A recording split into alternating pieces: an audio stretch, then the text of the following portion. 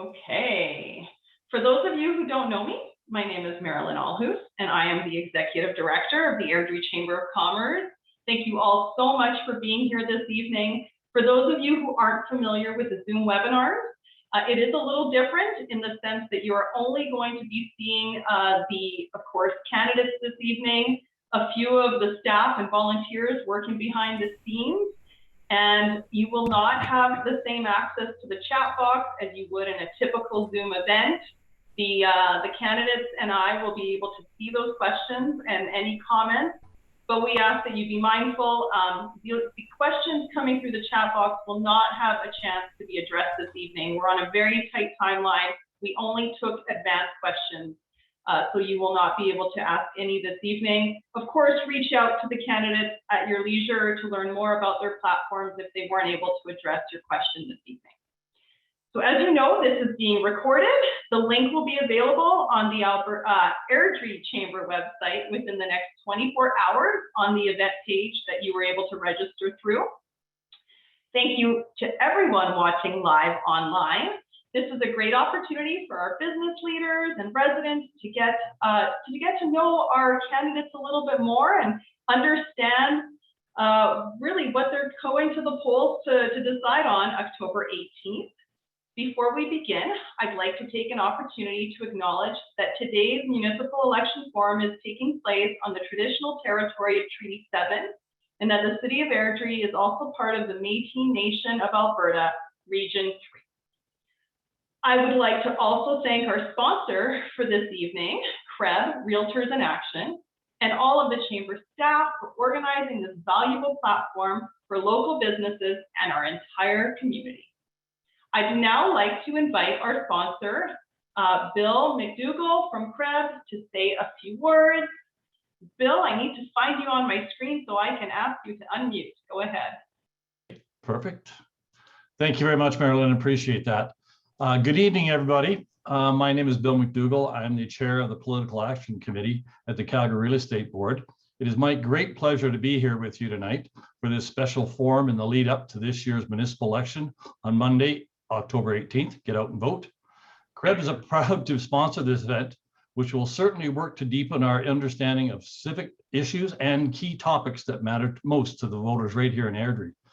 Our membership is a professional association of over 5,800 licensed realtors across Calgary and the surrounding areas, including Airdrie, and various other municipalities in the region.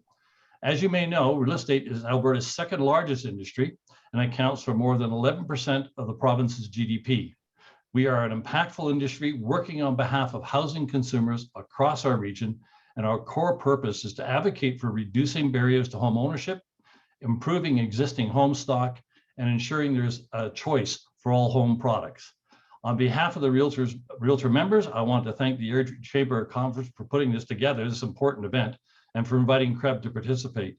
With that, I'll pass it back to the Chamber team to get us going and enjoy the night. It should be a lot of fun.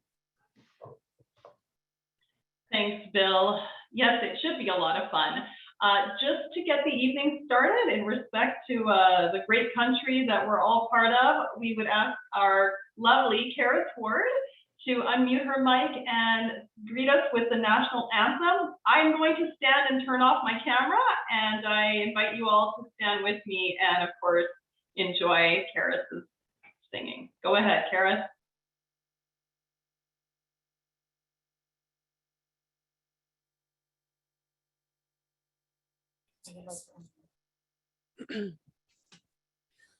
Oh, Canada, our home and native land, true patriot love, and all of us commend.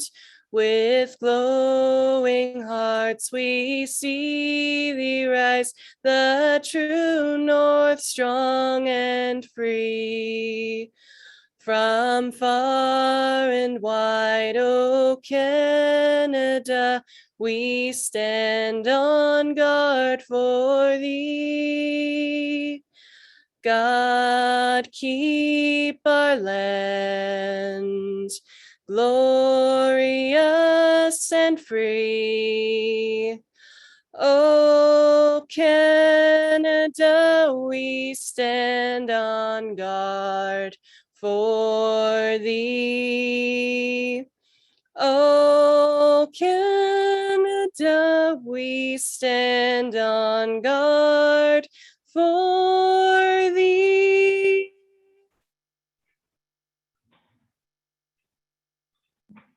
Thank you so much, Karis. That was beautiful.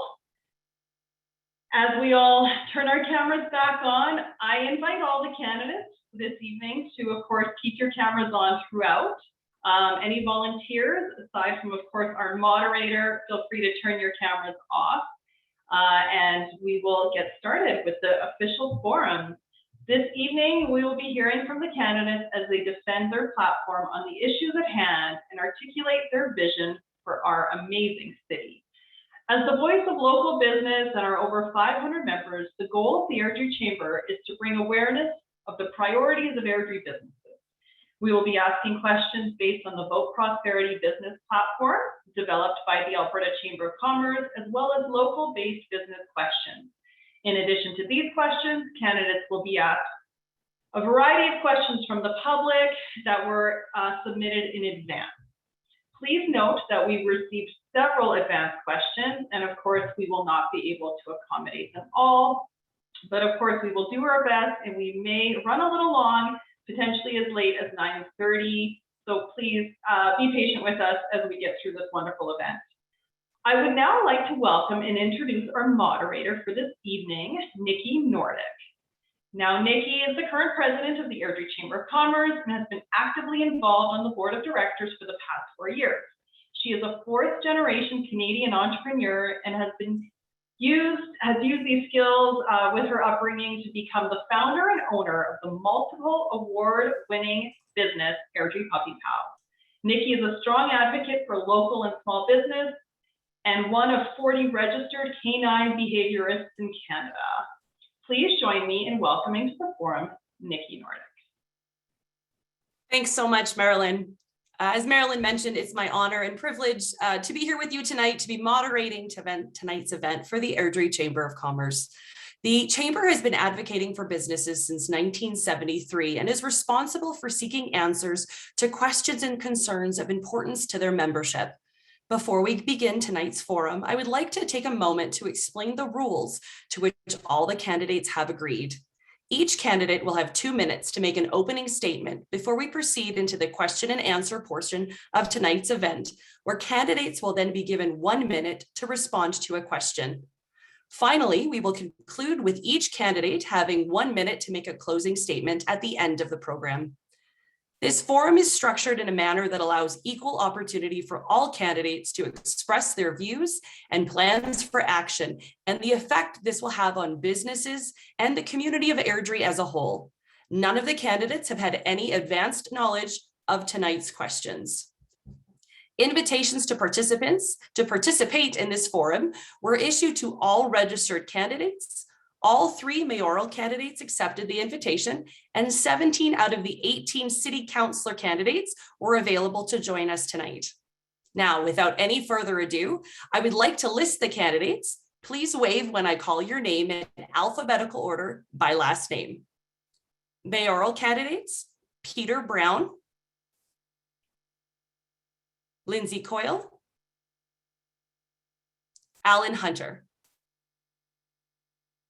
City councillor candidates: Sunday Adelaide, Daryl Bellick, Trevor Cameron, Ron Chapman, Jacqueline Dorchuk, Christopher Glass, Derek Greenwood, Al Jones, Candice Colson, Reggie Lang,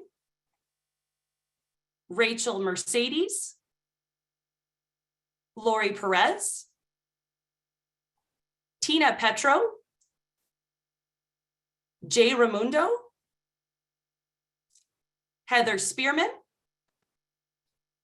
Mark Steffler, and Chris Stockton. Now that the candidates have been introduced, let's begin. We will begin with our mayoral candidates. Each candidate will have 2 minutes to deliver an opening statement. Throughout the forum, volunteers will turn on your microphone when your name is called. You will be required to accept the unmute invitation from the host. Microphones will automatically be turned off at the 2-minute mark. You can see the timer on your screen. The order of the names were randomly generated, and we're going to begin with Lindsay Coyle.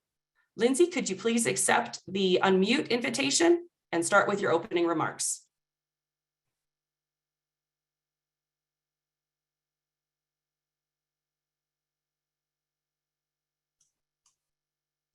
All right, well, do you see it now?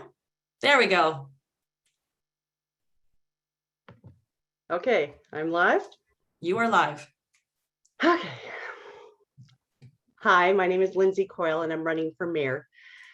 Because I believe that Airdrie deserves a new energy and perspective at the table to create different dynamics with our stakeholders, the city manager, developers, and you, the community.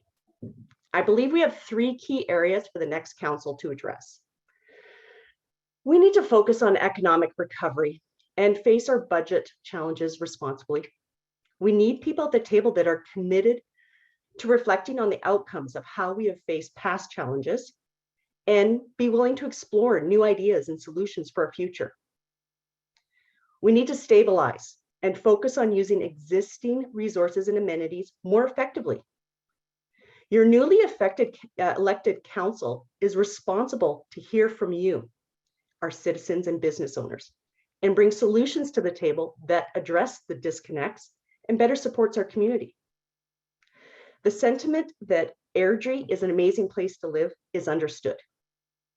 And citizens need their concerns and about the lagging infrastructure and amenities to be heard and addressed. Ultimately, we need to grow responsibly while enhancing our quality of life, so every member of our community is able to thrive. As your mayor, you can count on me to listen to your concerns and bring our community together in this challenging time. And I'm done. Thank you, Lindsay. Now we will call upon Peter Brown. Peter, if you can unmute yourself.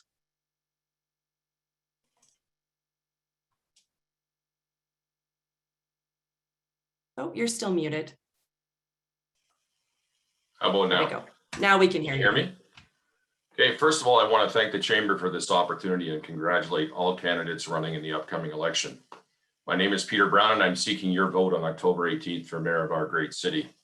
Having attended thousands of events, meeting with and speaking to thousands of students and residents, hundreds of business owners and staff, I believe my experience, relationships, work ethic are of great benefit to the community. Connecting organizations and individuals to support their initiatives, large or small, has been one of my great joys, and I can assure you this will continue if elected. We have a great capital investments coming: 40th Avenue overpass, a new library with flex space, secured land for new wellness center, a regional park plus amenities, a plan for redeveloping our downtown, a 10-year economic development strategy that we're now seeing dividends. With adoption of the East Point's CASP, as well as a just announced large expansion of an existing business, creating employment and expanding our non-residential tax base is one of the keys to our future success. Fiscally, we have the lowest taxes as compared to any mid-sized city. We've done an exceptional job of keeping affordability at the forefront of our decision-making. Going forward, the greatest challenge we face is our upcoming budget and the future budgets. We're going to be receiving less money from both provincial and federal government, which will have significant impact both on capital and operating, to be sure, not to mention the negative impact COVID and cost of living have had on some of our businesses. Chairing the Council Budget Committee for 11 years with proven results affords me the opportunity to get where we need to go. Truly, we've experienced many challenges over the years, and I'm very proud to say there are very few we've not overcome. My commitment to you to continue to be accessible, accountable, hardworking, and respected, always representing and promoting our community in the best of lights. So on October 18th, I'm asking for your support. I won't let you down. Thank you. Thank you, Peter. Next, we'll hear from Alan Hunter. Alan? Good evening, my fellow Airdrie citizens. Thank you, Madam Chairperson and the Chamber, for this opportunity to showcase the folks running for our now vacant city council positions. Thank you to my wife, life partner, campaign manager, and fashion consultant, Darlene. To my children and the business associates who have inspired me to make this journey and the mentoring over the many years. Thanks to everyone who put their name forward. Please allow me to offer regrets on behalf of my friend Tanvir Taj, who could not participate this evening due to personal matters. I wish you well, sir. Airdrie is at a crossroads unlike anything we have faced in the past. Between the pandemic, rule changes, lockdowns, family pressures, and explosive growth taking place all around us, I put my name forward on September 20th to apply to you as an applicant for the CEO position, which is now vacant. The specifics of my platform can be seen at mayorhunter.ca, where you'll be asked one simple question. What is the most important issue, in your opinion, facing our city today? After all, this election is about what you see are the priorities. We can continue to build infrastructure and transit to take our citizens and their wallets out of Airdrie to work, shop, and use facilities outside of Airdrie. We can continue to overburden our predominantly residential tax base, or you can choose a bold, innovative, exciting path forward to change Airdrie from a bedroom community into an economic hub where you can create, care, and serve right here in your city. My skill sets, again, you can see, and business experience at mayorhunter.ca. The choice is 4 more years of pretty much the same, or you can choose to change the tired, dated trajectory that is now in place. The choice, after all the speeches and posturing is done, is yours. Choose wisely, choose carefully, but most of all, choose our future by getting out and voting. mayorhunter.ca, may God bless you and all of our city. Thank you, Alan. I'd like to just draw everybody's attention to the timer in the middle of the screen, so you can watch your timer as you're speaking and know when your 2 minutes or 1 minute is going to count down. We will now move on to the question and answer portion of tonight's event for our mayoral candidates. Please note that each candidate will have 1 minute to answer each chamber question. I will call on each candidate randomly to respond. The following questions pertain to our Alberta Chamber of Commerce Vote Prosperity Platform. I would now like to call upon Marilyn Allhurst, Executive Director of the Airdrie Chamber of Commerce, to ask the first question. Marilyn? Good evening. Thank you all again for being here. Our chamber is asking the city to prioritize strengthening business competitiveness locally. Airdrie has lost business growth and subsequently tax dollars to Rocky View County and other surrounding communities in recent years. How would you incentivize and entice businesses to open in our city? Thank you, Marilyn. Again, the order of candidate responses have been randomly generated. We will start with Peter Brown. Peter? Thanks, Nikki. So we have lots of things in place, and I won't go into great detail because we only have a minute, but really the regional opportunities are probably our best move forward. We're working on developing regional opportunities with Rocky View, with Calgary, with all the members of the CMRB. We also, obviously, we continue with a no tax credit, and we're also looking at incentivizing some opportunities within the new industrial lands that we've created just last year. And I would suggest that there's much more work to be done, but at the present time, we are building those relationships with the people that we need to talk to, creating a regional economic development team, which would be Airdrie and area, which is even stronger commitment to bringing in business, not only in Airdrie, but into the region. Thank you. Thank you, Peter. Now we'll hear from Alan Hunter. Alan? So thank you for the question. The first steps that I commit to doing is to talk to the businesses and find out why they're not coming here. I've been to many regional conferences and events like that, and I keep hearing from the political side of the equation as to what's not working. In my business world out here, I have talked to many people who have said Airdrie is a very difficult place to do business. We are losing out to surrounding municipalities. I intend on the first part of the term is to engage those business people and ask them, why are you not bringing your businesses here? What are the challenges and what can we use in order to get you here instead of choosing Rocky View and surrounding communities? Thank you, Alan. Next, we'll hear from Lindsay Coyle. Lindsay? Hi, thank you for the question. I have looked at our economic development as a huge resource to our community. They have got their heart in the right place, and I see them as needing more empowerment to truly look at our community and how they can attract more. I've looked at speaking to the council, to the chamber and businesses, what challenges they're having, and there are some disconnects in the red tape advocacy group that's already working with the city council. There's an element of us being focused on what we actually want and courting them. I believe that would have a laser beam focus of getting what we want in our community versus asking anybody to come. So that was a strategy that I thought we could adopt, because TELUS has invested a lot of money in our technology. We should use it. Thank you, Lindsay. A quick technical note, a few people are mentioning in the chat box that they'd like to view the speaker. If you click on your view screen and click on speaker, you'll be able to see the one person speaking. So you can go ahead and do that. If you have any other questions, just let the team know. Marilyn and Tammy and the chamber team are doing a great job behind the scenes. I've moved my view. There we go.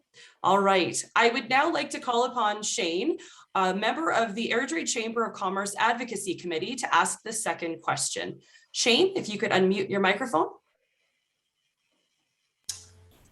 Thank you, Nikki. Good evening, everyone. My question is as follows. The downtown revitalization has been a topic of discussion for several years, but there has been little visible progress made in the last decade. Are you in favor of this development? And if so, what would be your approach to revitalize the downtown? Thank you, Shane. Again, the order has been randomly generated, and we will start with Alan. Alan, the floor is yours. So I'm in favor of creating a downtown and an amenity in the downtown core. How that's identified, I'm not 100% agreed on what that might look like as far as the graphical area.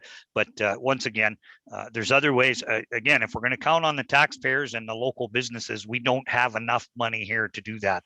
The original estimate was north of 100 million, dealing with old infrastructure and all the pieces that fit in a city that's got 75-year-old plus infrastructure. Those costs need to be in there. There's all kinds of opportunity in the business community to do that, but we need them at the table. We need them to engage, and they're just not showing up. My incentive would be to come to us and tell us what you can do to help us build your future. Thank you, Alan. Next, we'll hear from Lindsay. Lindsay, the floor is yours. Thank you. The downtown revitalization has been a hot button topic for a lot of business owners that I've spoken to, and a lot are supporting of having a revitalization done. However, does it need to be tearing up the roads again? I see empty lots, and they've been empty for a long time. I believe in order to revitalize, we need to fill those lots first and put anchor business that will create a draw. So do I believe that we should revitalize? Absolutely. But do I think that the lots need to be filled first? I do. And what revitalization looks after that, we can look at that.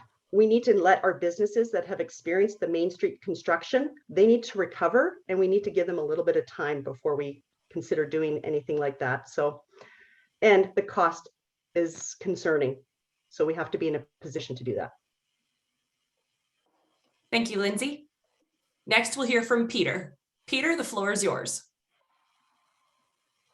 Excellent, thank you, Nikki. So I don't know where the 100 million comes from, but at the end of the day, if you don't plan, you're going to plan to fail. So the fact of the matter is, at least what we've done is we've put the steps forward, and in my opinion, to at least map out a future. What that looks like has not been determined. The finalized budgets have not been determined. What the city would investment has not been determined. What we're determined to do is we're going to have a catalyst. So we've decided to make a significant investment in the downtown to build a much needed library and space for connecting at the end of the area. We're going to incentivize some of those lots that are available right now that haven't been developed. I think that's a good idea. We could change the streetscape up a bit. The infrastructure actually has been upgraded significantly, certainly through Main Street from Nose Creek Park and beyond. So I think that everything is in place right now to make us move forward in a productive way, always keeping in mind that the investment should come from the private sector and the city should do what they can to support them. Thank you. I would now like to ask one of the advanced questions that were submitted by an attendee at the time of registration. There are multiple major municipal capital projects either underway or in the works. For example, a new library, a second recreation center. These projects will take up a significant amount of the next council's time, attention, and energy. Do you support these projects? If so, what are your goals for them? If not, why not? We will start with Alan. Alan?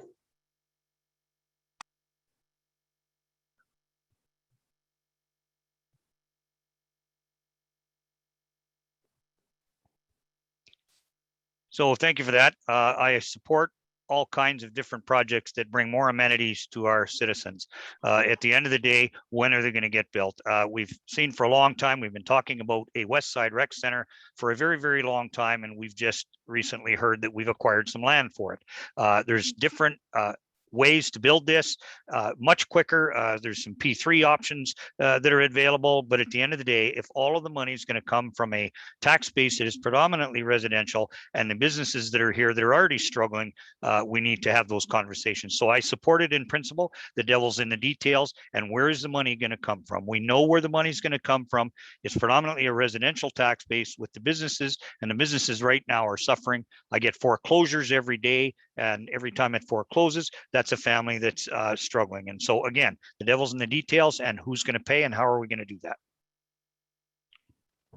Thank you, Alan. Just really quickly, we're going to interrupt and have Marilyn speak on a few things before we go to the next candidates. Marilyn, could you pop on? Thanks, Nikki. We're just getting a lot of information coming through the chat box, and we are trying to, of course, do our best to accommodate everyone's requests. The gallery view will stay on your screen as is. We do need the candidates to see the timer on the screen, and we just want to make sure that people are aware we're doing this so that the candidates have full access. In addition to the chat box, they will not be answering any of those questions. Unfortunately, this evening, the entire format was advanced questions only to be able to accommodate the timeline. So if you are submitting questions into the chat box, please feel free to send those to candidates at your leisure, as we will not have the opportunity to address them this evening. Thank you so much for your patience, and we can carry on now. Thank you so much. Thank you, Marilyn. I'll just really quickly summarize. The question is, do you support these projects? If so, what are your goals for them? If you don't support them, why not? Next, we'll go to Peter. Peter? Excellent. Thank you, Nikki. So obviously it was part of my opening remarks. It's probably going to be the most challenging budget that this city has ever faced and will continue to face, especially with what's going on provincially and federally as the downloading continues. I will tell you that I'm supportive of all of the projects because they are our strategic priorities. This council has done an excellent job of meeting the expectations we put in front of ourselves. However, as Mr. Hunter indicated, the devil's in the detail. We have not seen what we're looking at for 2022. And I think that there's going to be tough decisions that are going to have to be made on behalf of the community because there's only so much money to go around. As was already articulated, the businesses are suffering, cost of living is going up for our residents, many challenges before us. We'll see what happens as we move into the budget season if I'm fortunate enough to be elected mayor again. Thank you. And next we'll hear from Lindsay. Lindsay? Thank you. It's a great question. I'm all for more amenities for our community. We are behind in that sense based on the size of our city. I've heard of the provincial cuts to our capital grants, so I understand that the numbers are all going to be reworked for these projects as well. So again, we need to know those details to know how we're moving forward, and we're going to need to get creative to move forward. don't believe that there's no option to not move forward.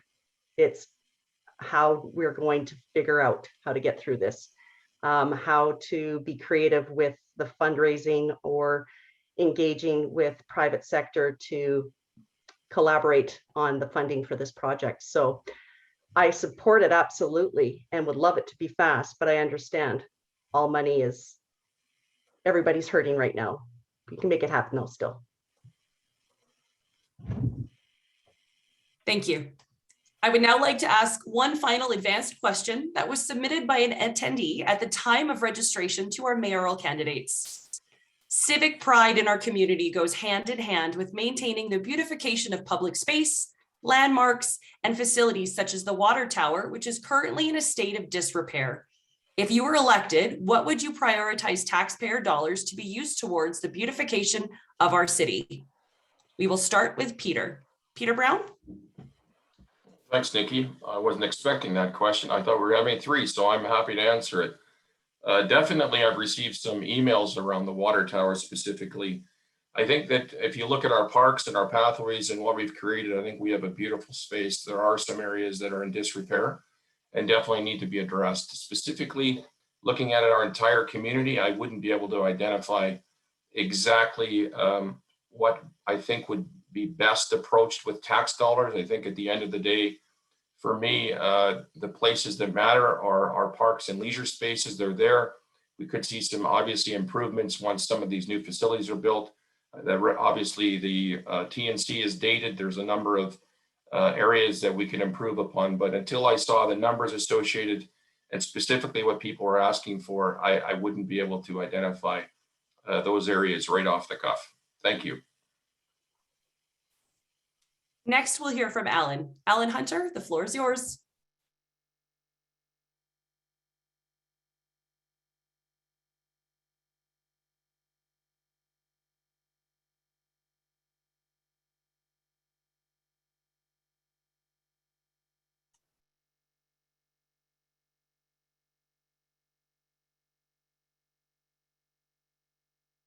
No? I believe we're having some technical difficulties. I am trying to get his mic to unmute. Okay. Tammy, if you're behind the scenes, can you please assist? I'm not having the ability to do so at this point. I can ask to unmute. Did that work, Alan?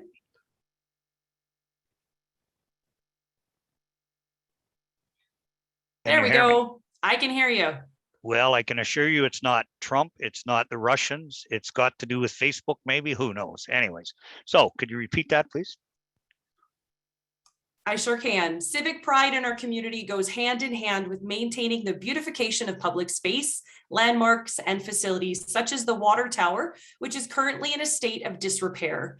If you were elected, what would you prioritize taxpayer dollars to be used towards the beautification of our city?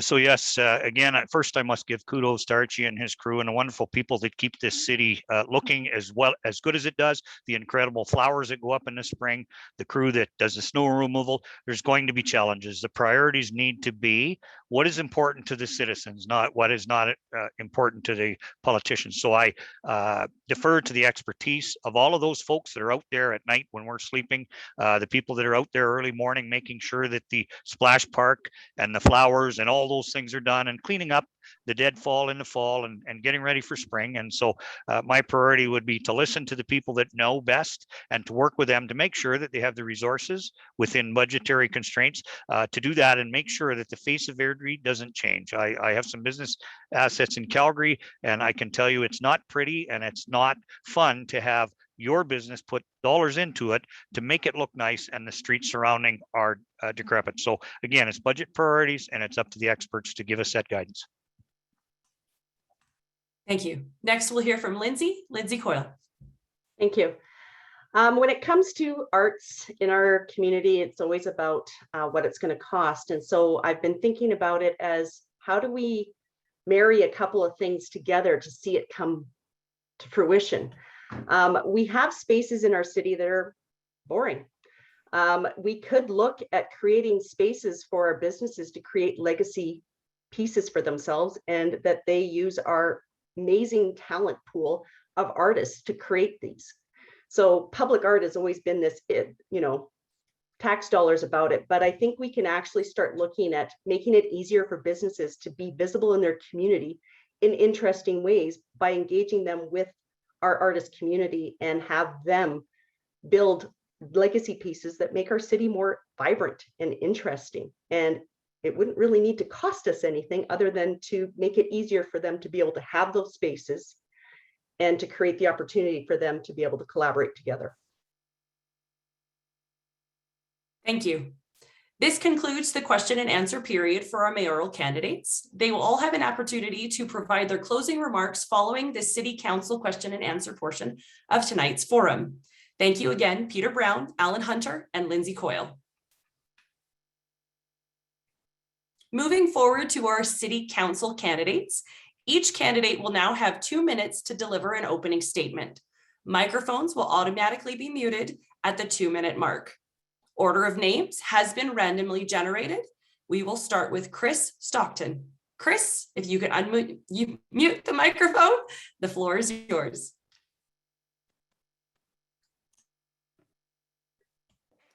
Can you hear me all right? Great. Hello, Airdrie. My name is Chris Stockton, and I am very excited to be back in Airdrie. I grew up here for all of my childhood years, from birth right through until I left for university.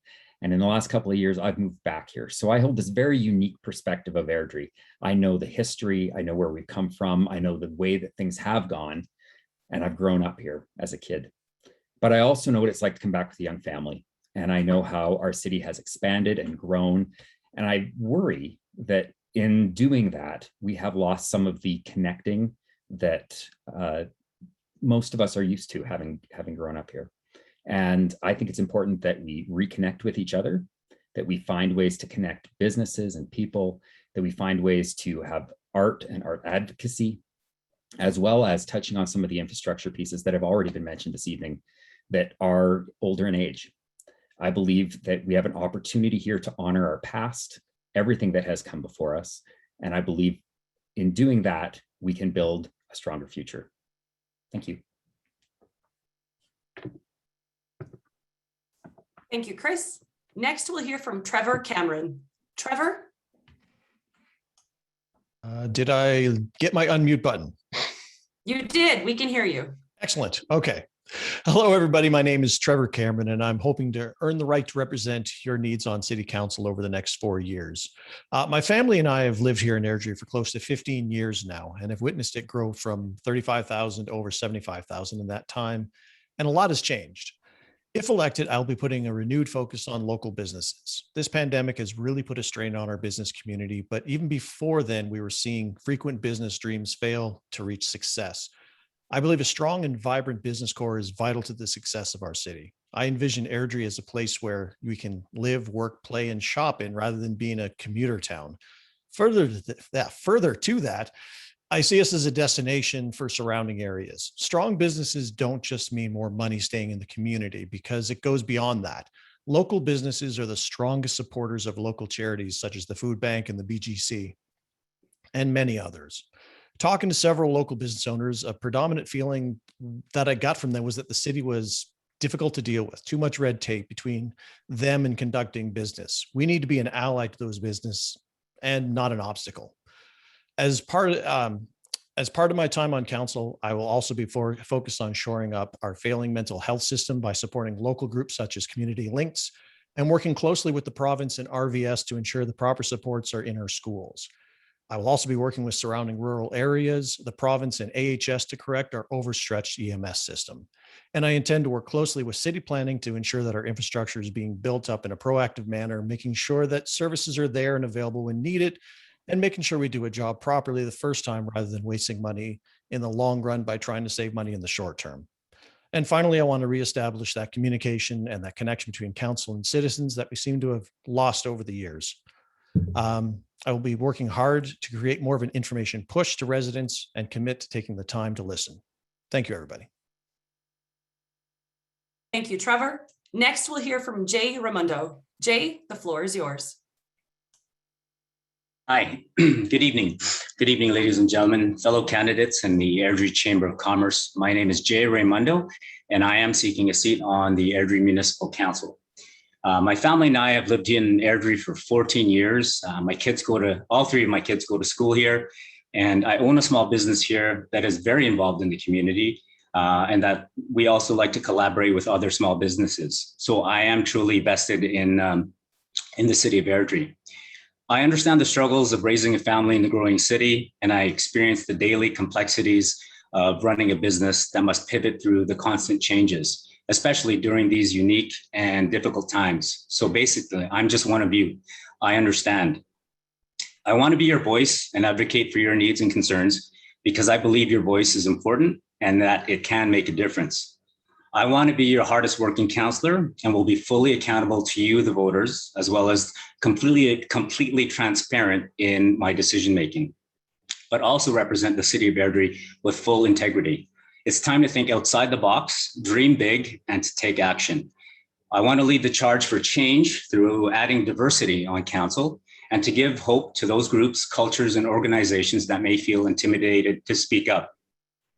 I want everyone to feel included, to feel important, and to have a sense of belonging and to be heard. So tonight, I want to earn your trust and your vote. Thank you. Thank you, Jay. Next, we'll hear from Sunday Adelaide. Sunday?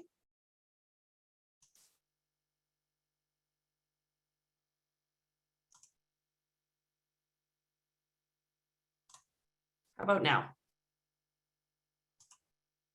Hello. Perfect. There you go. Good evening, everyone. My name is Sunday Adelaide. I am an immigrant. I migrated to Canada about 9 years ago, and I have lived in cities across Canada before making Airdrie, this beautiful Airdrie, my home. And I hold a degree in agricultural economics, and before changing my career now into power engineering. I'm contesting running for a seat in the city council because I know we are in a time where we need true representation in our city. See, we are in a time where we are faced with a lot of challenges. And in my platform, I have 4 key areas in which I would like to focus on as your future councillor. And the first one on it is inclusive representation. I want to be the symbol that represents every people in Airdrie, irrespective of their age, irrespective of their culture, their gender, irrespective of their position, even in the midst of the COVID that we are in. I want to be your representative as a vaccinated Airdrian or unvaccinated. I want to represent and make sure that we are all included in our affairs of governance in Airdrie. I want to carry everyone along. And that goes and that connects with my second focus area, which is thriving economy. See, the more open we have for business, the more we can generate the revenue that we need for development in our city. So for us to thrive, the existing businesses must thrive. So I want to be the voice of our existing businesses to make them thrive. Thank you, Sunday. Next, we'll hear from Mark Steffler. Mark? You hear me now? I can hear you. Good. So good evening, everyone. Thanks, Nikki and Chamber, for putting this on. My name is Mark Steffler. So I'd like to thank all the candidates for stepping forward and wanting to be leaders in our community. My wife, Tina, and I have lived in Airdrie now for 20 years, having moved into the Edgewater community back in June of 2000. Here we've raised our family of 3 boys and have seen a lot of growth in our city from a population of 20,000. I recently retired as a civil engineer with 30 years of experience. I spent the first 10 years of my career working for local government, which included being a city engineer for the city of Salmon Arm. I spent the last 20 years of my career being a partner in a medium-sized engineering firm in Calgary doing municipal engineering for towns, cities, villages, and First Nations throughout Alberta and around Calgary. This work has included land development, long-term planning, budgeting, implementation of infrastructure projects, preparation of capital plans, and asset management. Over my years of working with many of the neighboring municipalities, I have gained a strong understanding of the regional servicing challenges and growth challenges that we face in our area. My wife and I believe in giving back to our community. Over the years, we've been active in Scouts from the boys were growing up, been a member of the Airdrie Curling Club, and have been a strong member and continue to be active in St. Paul's Parish, where I was a Grand Knight for the Airdrie Knights of the Columbus from 2018 and 2020.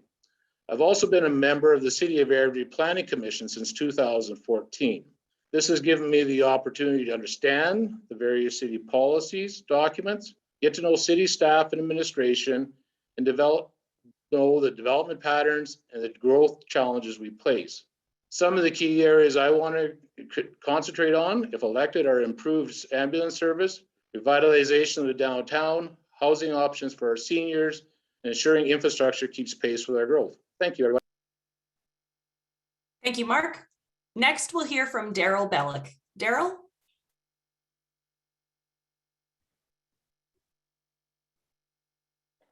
Good evening, everyone. My name is Daryl Bellick. First of all, you may have noticed I was not at Airdrie Fest or other civic events, or even photo ops with some of my council colleagues for the past few months for a good reason. My wife has been ill for a number of months, and she is expecting a medical procedure at the end of October. To keep her safe and not delay procedures, my campaigning is done behind virtual platforms right now. Although my attention is based behind a laptop screen right now, I still have the drive and the fight to do what's best for you and the City of Airdrie.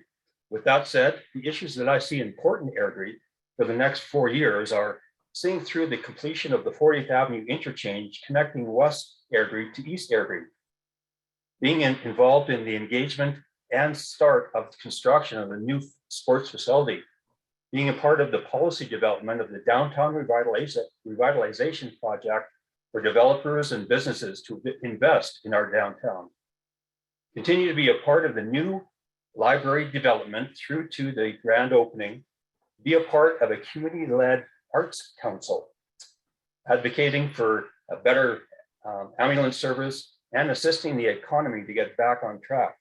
On the 18th, I would appreciate your vote to approve the results. Thank you. Thank you, Daryl. Next, we'll call upon Reggie Lang. Reggie? Hello, everyone. Reggie Lang. I am a 12-year Airdrie resident, 15-year WestJetter. I'm a husband, a father, a grandfather, a coach, a volunteer. And like many of you, I want to thank everybody for stepping forward and being leaders and showing an interest in changing Airdrie for the future and for our children. We have a city that has experienced tremendous growth, and it hasn't kept up with that growth. There is a strategy to move forward in developing assets within the city and doing so in an economically planned fashion, and the fact that you can't just spend tax dollars without generating revenue. I have an opportunity where I work with WestJet and be involved in boards of directors with the Tourism Industry Association of Canada, the Canadian Sports Tourism Alliance Congress, and Meetings Mean Business Canada. That has allowed me to see different economic strategies around the country and bring those strategies to Airdrie to help us grow our revenue, grow our assets, and provide facilities to Airdronians. We need to develop economic strategies for the city. And I think that developing a land development corporation can help drive revenue to Airdrie and help sustain our economic growth. With revenue comes opportunity where we can manage our EMS services, potentially look at lobbying the government, the provincial government with a hospital. We have a number of opportunities to grow, and we need to do it correctly. We need to communicate. The one thing that I'm hearing from a lot of citizens is they don't know what's going on or how to get involved. Even from a candidate perspective, people are not connecting. So we need to connect Airdrie and have a sense of place. And Airdrie is a fantastic community, and we can all grow it together.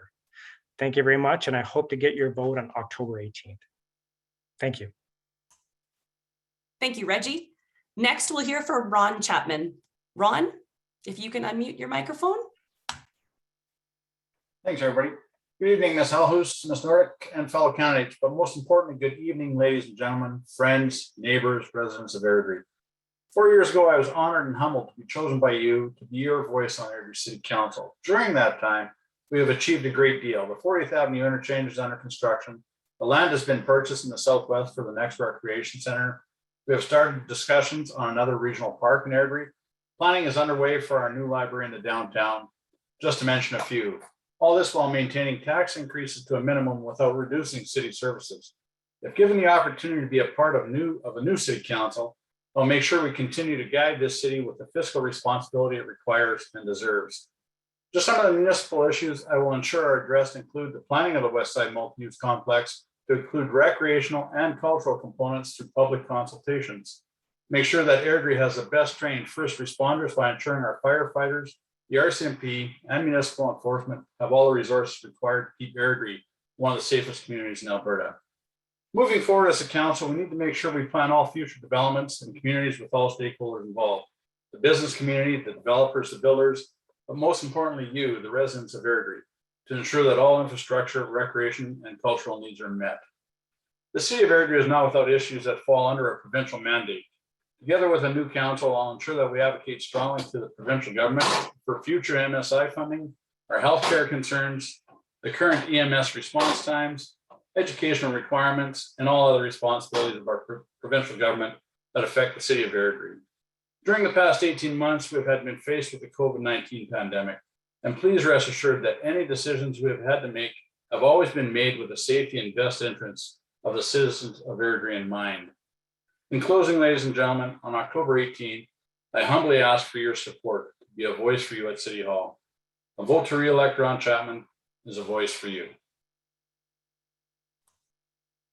Thank you, Ron. Just a quick note that we are very grateful for everyone's feedback, and we are doing our absolute best to accommodate everybody's request for views. Right now, we are trying to figure out a way to do both speaker and gallery view. So just hang on tight for us. As long as everybody can hear, which we hope so. We are trying our absolute best. The beauty of virtual. Everybody wants to see you guys.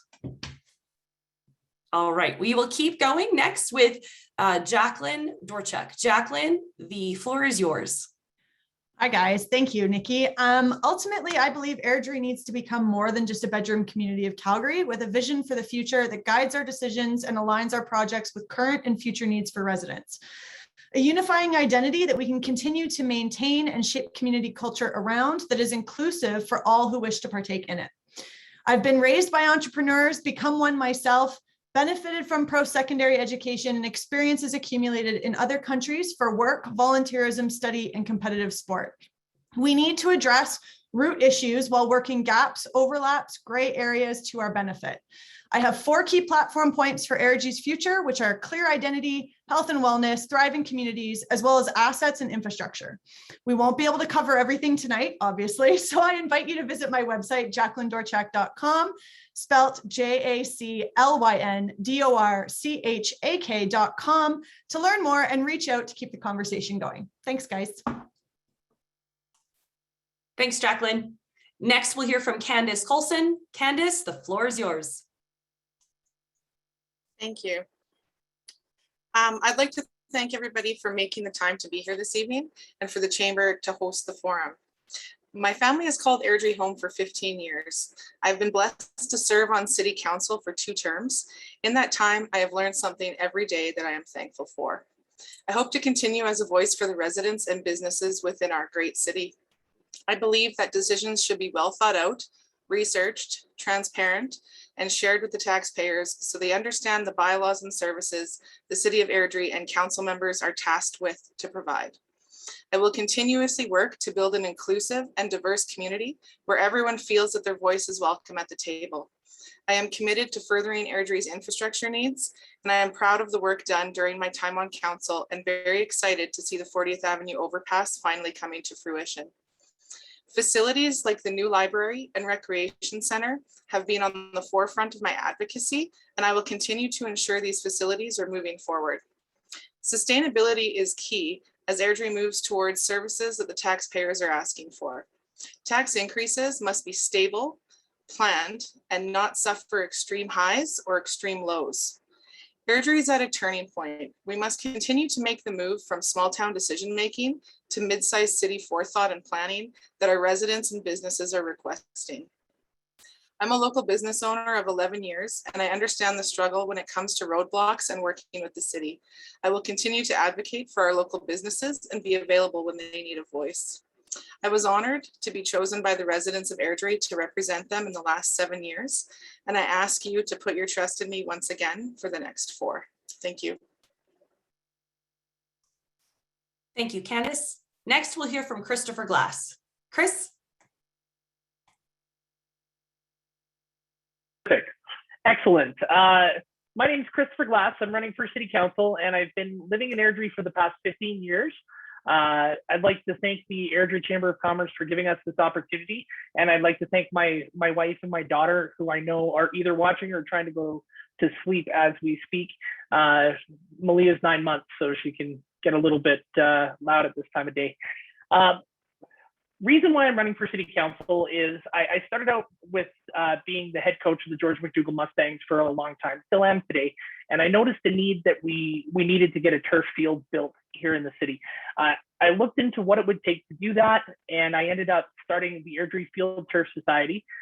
We ended up raising $45,000 to commission a feasibility study in the partnership with the city. And once I started to read the feasibility study, I saw how much of a financial impact this could have on our small businesses here in the city. And it got me thinking we should make Airdrie a destination for sports tourism.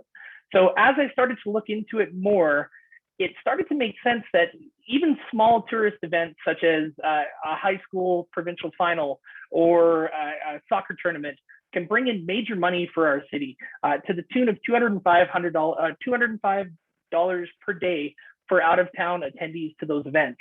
And so I started to think that we should really focus on making Airdrie a destination, not just for sports tourism, but for festivals, for other small businesses, and for engaged citizens. So that's how I got involved prior to this. And I want to get your vote for City Council so I could see it through and see that vision come through and make Destination Airdrie a reality. Thank you very much for the time today, and thank you to the other candidates for stepping up. Thank you. Thank you, Christopher. Next, we'll hear from Derek Greenwood. Derek? Thanks, Nikki. Hear me all right? Good evening, everyone. My name is Derek Greenwood. I'm running for City Council here in our great city of Airdrie. I'm a father of 2 amazing kids, a husband to a lovely wife.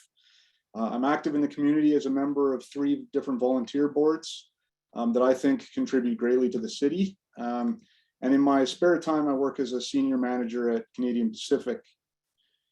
I've lived and worked all over the planet. I was born and raised in Vancouver, but don't hold that against me. I spent 3 years in Beijing, in China. I spent 5 years in London, England. And then when we looked at the world, we were looking at the world and decided where do we want to live for the rest of our life. We had a child at that point, and we decided that Airdrie was the place. And so I'm quite happy that we settled here. We're happy for it every day. I think what that experience of moving around the world and working with people around the world has done is it's given me a great exposure to working with large scale projects on budget with diverse teams around the world. And I think what it's taught me is that people don't see things the same around the world. And rather than fear that, I embrace it. And I use that collective understanding to really accomplish great things. I think it's a wonderful tool to use. So I do think there's 3 main things that we need to focus on in the next tour. The next term is sustainable growth. As we know, we need to make sure that we can continue to attract families and grow an environment for businesses while we respect every tax dollar that the city takes in. Youth opportunities.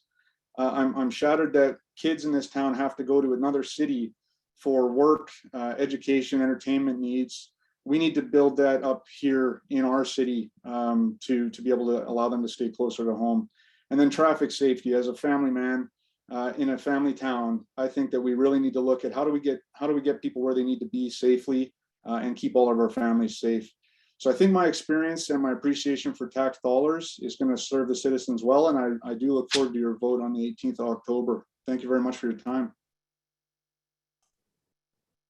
Thank you. Next, we'll hear from Al Jones. Al?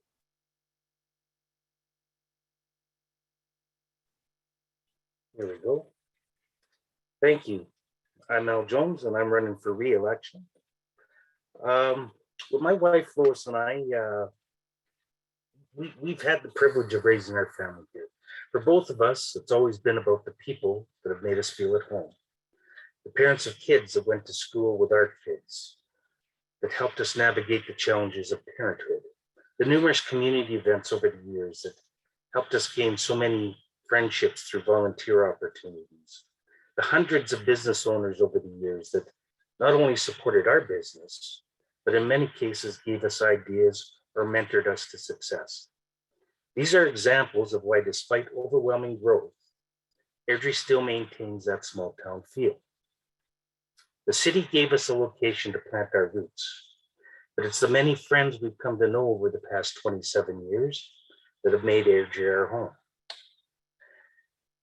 When you have something like that that becomes that precious to you, you want to protect it and you want to contribute to furthering successes moving forward. I am proud of the past 4 years of some of the things that we've accomplished between myself and my council colleagues. Some of them mentioned already, the 40th Avenue overpass, library moving forward. We've added significant inventory to affordable housing, things like that. Amenities like the new disc golf course. These are things that we've creatively been able to achieve in the past as a team. Moving forward, I'd like to be able to continue that work. We have some challenges. None of these things are cheap. With, as we've already heard from numerous candidates, MSI funding being cut, downloading from higher levels of government. This is going to be a significantly challenging budget to go through, probably the most challenging. Thank you, Al. Next, we'll hear from Rachel Mercedes. Rachel?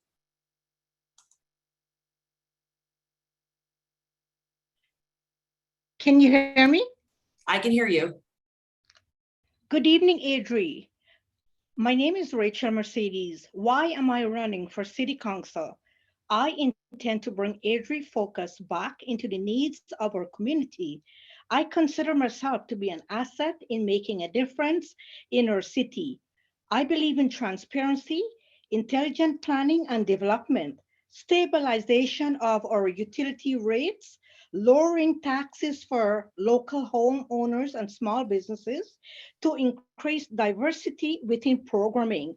Airdrie population. Rachel, I don't mean to interrupt. Did you want us to see you? Your video is off. I'm sorry, I have a problem with it. It's not working. I just wanted to make sure. You continue. Yes, my apology. I believe in transparency, intelligent planning and development, stabilization of the utility rates, lower taxes for local homeowners and small businesses to increase diversity within programming.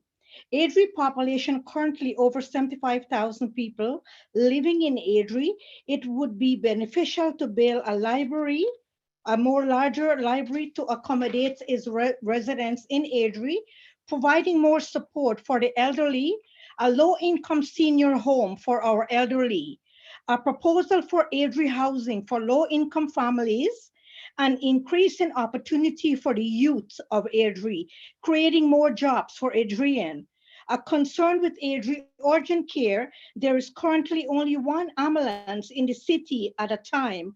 I would like to see 2 or more ambulances in the city at all times. Airdrie Fire Department need more staff on site. My intentions is to focus on the priority and the need of the people of Airdrie. Environmental responsibility, effective communication, collaborating with the community, innovation and stability. Accountability is of significance to our growing community. I believe Airdrie has a lot of potential. I have seen the hardship of our local residents and small businesses have experienced and endured during the pandemic, which has become an epidemic for everyone. Earning a seat with Airdrie City Council will. Thank you, Rachel. Next, we'll hear from Tina Petro. Tina?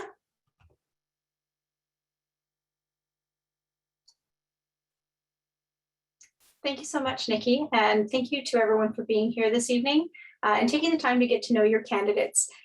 So 4 years ago, I attended this forum as a new candidate, just like many here this evening. I asked you to put your faith in me and invest in Airdrie alongside with me. It has been a great honor to serve this community over the last 4 years. I've had the opportunity to meet so many of you, listen to your thoughts, ideas, concerns, and hopes for the future. And those conversations are what have shaped my platform and action plan moving forward. Now, I definitely am not a 1 or 2 issue candidate because you really can't be. Our residents deserve a high quality of life in all aspects of our daily living, not just in 1 or 2 areas. From talking to you, I have found 7 consistent themes for priorities. These include attracting new businesses and supporting our existing businesses. This will involve putting our heads together to identify what supports our individual businesses need and supporting our workforce and customer base to ensure that they are able to support those businesses. Proactively looking at our road network and transit systems to create safer, more efficient roads and transportation corridors that plan for future populations. Increasing the health. This will include advocating for things like faster EMS response times, the North Campus Calgary Hospital, an easy to navigate mental health strategy, and more resources for our urgent care center. Completing a housing strategy that ensures that everyone has housing that suits their lifestyle and their budgets. Enhancing our creative and cultural offerings in the community. This can boost our tourism and help to establish a sense of place for residents. Working on a communication tool that actually works for you, creating an app-based platform that brings information and community offerings to you instead of continuously having to go and search for information yourselves. And finally, advancing our community facilities, such as the multi-use library facility and the West Side Recreation Facility. Now, I know that's a lot of things to work on, but so many of these things are connected and intertwined. By applying a holistic lens to our decision-making, we can achieve more with less. I encourage you to visit my website for more information at tinapetro.com. Thank you. Thank you, Tina. Next, we'll hear from Laurie Perez. Laurie? Hi, everyone. Thank you so much for being here. I'm Laurie Perez. I live in Alberta over a decade. I'm resident of Airdrie for the past 5 years. I'm married and I have 2 teenagers. Since my arrival to Airdrie, I have been looking for ways to improve and make a difference in our community. I have been an active member by volunteering. As a newcomer to the council, I have a lot to learn and I'm looking forward to working with the other councilors in the citizens' concerns. I'm running because I think Airdrie can do better promoting sports and entertainment for the citizens to have fun. We need to build a better life in our city to attract more people. By attracting more people and retain people, our businesses will benefit. We need to attract strong stakeholders to bring revenue to our city. I respect to maintain our cost effectiveness, and however, we need to invest in areas that attract tourism, which it includes sports tournaments, live music theaters, art galleries. Without this, Airdrie will remain a bedroom community. After looking through the 4 pillars of both Prosperity 2021, I like to address the importance of communication between businesses and municipality. While getting ready for this forum, it was very interesting to see that chamber priorities align with 2021 city budget. We need to take action, and for sure, we need more red carpet treatment in Airdrie, less red tape. I'm here today to continue making a difference in our community, and I want to thank everyone tonight because, as John Mack will say, people don't care how much you know until they know how much you care. Thank you. Thank you, Laurie. Next, we'll hear from Heather Spearman. Heather?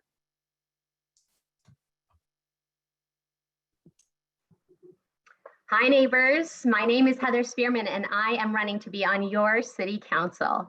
I've been involved in politics since I was old enough to reach the windshield wipers of cars to place campaign brochures throughout the city of Lethbridge. I grew up learning how government works and the best ways to advocate for others.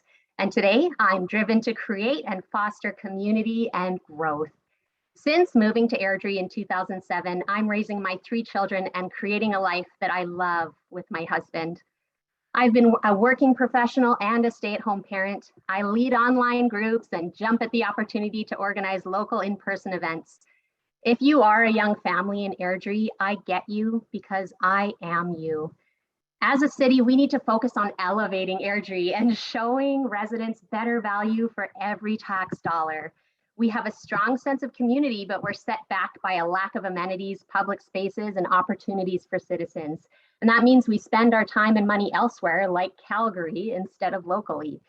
Projects seem to get chronically delayed, reworked, or just eliminated. And not only do Airdronians pay a dollar figure price, but it takes a toll on us mentally and physically. We need to start creating job opportunities within our city limits, not just to foster economic growth, but to reduce commutes and keep Airdronians closer to home. We need better communication between the city and its citizens around how money is being spent, clear timelines and goals, and honest explanations on why delays happen. So why me? I have business acumen and I understand government process. I'm creative and unafraid to try new things and forge new paths. I'll take no decision lightly. I believe that listening to the experts, weighing the facts, and valuing actual research are critical to decision making. I'll be a fresh perspective on council. So on October 18th, look for the chewing gum name and vote for Heather Spearman for City Council. And thank you all so much for your engagement tonight, and to all my fellow candidates. What a blessing it is to be in your presence. Thank you very much. Thank you to all the candidates for your opening statements.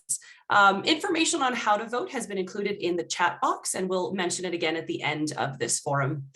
We will now move on to the question and answer portion of tonight's event for our city councillors.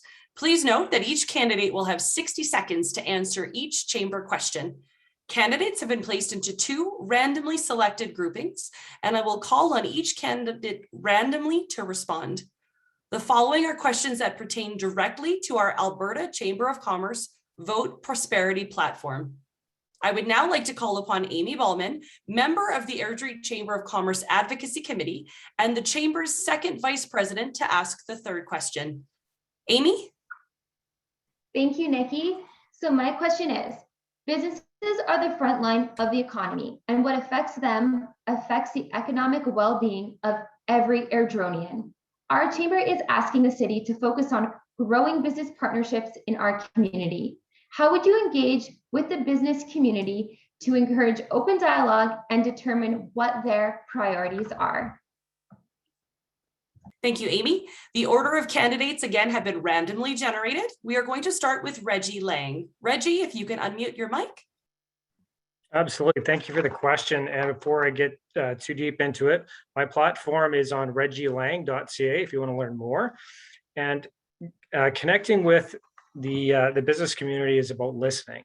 So obviously the Airdrie Chamber of Commerce is a great conduit as far as connecting with businesses, but we need to have round tables. We need to bring our leaders together and listen to what they have to say and listen to their ideas. There's a lot of unique opportunities that we have to work together and collaborate. Mayor Brown did state that we have to look at a regional perspective, and I agree. Looking at a regional strategy overall to generate economic opportunities for the businesses within Airdrie. And the sport tourism thing is definitely an economic driver where we can support local businesses by having events and festivals in Airdrie. As Chris Glass stated, economic benefits far outweigh the inconvenience of hosting events within the cities. Thank you.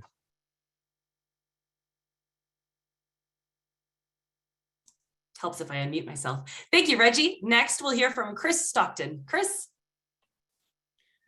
I couldn't agree more. I think I've been a part growing up of working for local small businesses, one that was a chain and one that was built right from the ground up. And I think we need to engage people on that entire spectrum. It's really important that the person who has their initial business out of their garage feel that they are included as much as the person who has purchased a franchise and has decided to make their space here in Airdrie. I think we need to listen, but I think we also need to create opportunities. Right now, the city has no ability for sponsorship to happen, for ways for businesses and the community to come together. I would also encourage that we should have businesses step up in all sorts of ways to help with whether that's the naming of something, whether that is talking about the development of new areas. We're at risk right now of creating a lot of residential areas with not a well thought out business opportunity built into them. Thank you. Thank you, Chris.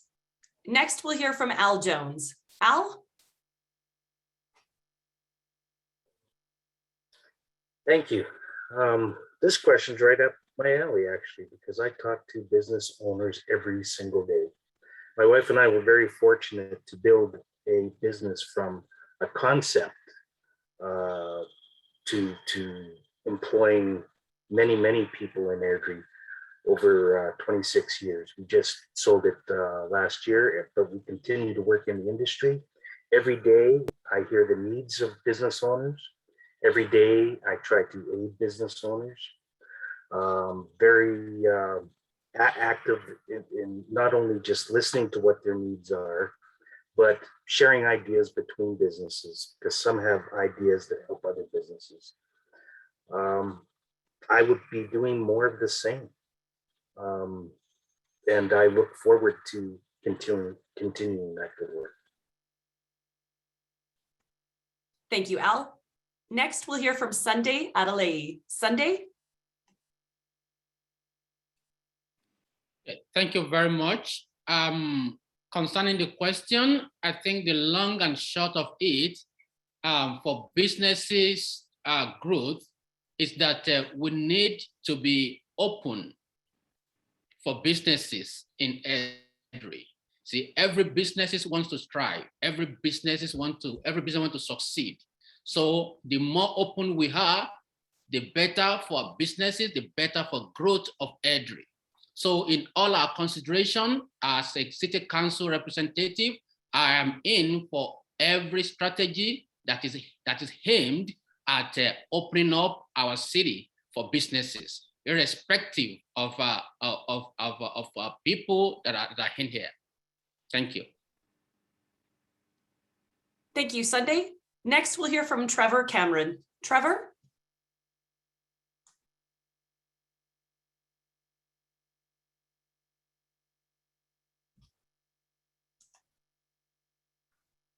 I'm sorry, Trevor, I'm trying to locate you on the screen. Do you want to raise your hand? Thank you. Have you found me? Okay. I have. As everybody has kind of touched on here, communication is the key when it comes to working with businesses. And I've gone out, and because businesses is one of the things that I wanted to focus on as part of my platform. So I've gone out and I've talked to various business owners, a lot of the smaller business owners that are working in, and not necessarily the big franchise owners, not necessarily the ones that you're going to pass by, on the street or in the mall. I had the fortunate accident of having to do a lot of home renovations in the house. So I reached out to local businesses, and in COVID, when I couldn't go out and visit them, I had them come into my house. And while I had them trapped working on stuff in my house, I asked them these questions. And the main thing that they came to me was that there was a lack of communication. I mean, it's great to have an idea that we want to communicate with these businesses, but if these businesses feel like the city is unreachable, the city is an obstacle, then it's not going to work out. So I think we need to improve that. Thank you, Trevor. Next, we'll hear from Jacqueline Dorchuk. Jacqueline? Hi. Yeah, I can, just like everybody else here, echo the same sentiments. I've talked to and I visit and I shop local, and having a bit of entrepreneurial background, I can see things from both sides. And so for me, business owners here, I think, struggle with communicating with the city because the city doesn't always necessarily maybe reach out to them. So I think there's an opportunity for some sort of forum, town hall, sharing regular meetings, creating those ideas and opportunities to come together and have our policies that we create from council directly reflect what businesses need in order to succeed in this city. I also do believe that there are other models out there that help promote business growth within cities. I've seen it living in Okotoks. They had a moratorium on duplication of business permits, so multiple locations of the same business, in order to free up space for other businesses to come into the market and in a front-facing space. They had a moratorium for a long time on large corporate big box stores so that they could. Thank you, Jacqueline. Next, we'll hear from Ron Chapman. Ron?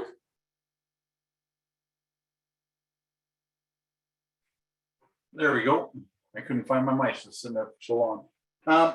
You know, I look at the economic development department that we have with the City of Airdrie, and I think we need to give them the resources that they need in order to do their job. I think it's up to a great ec dev department and to work with the chamber to drive business to them, to become involved with the chambers, other business organizations we have in town. I myself, I go to just about every chamber event, the chamber luncheons when they have them, before COVID, the golf tournaments, everything like that. I manage a small business in Airdrie.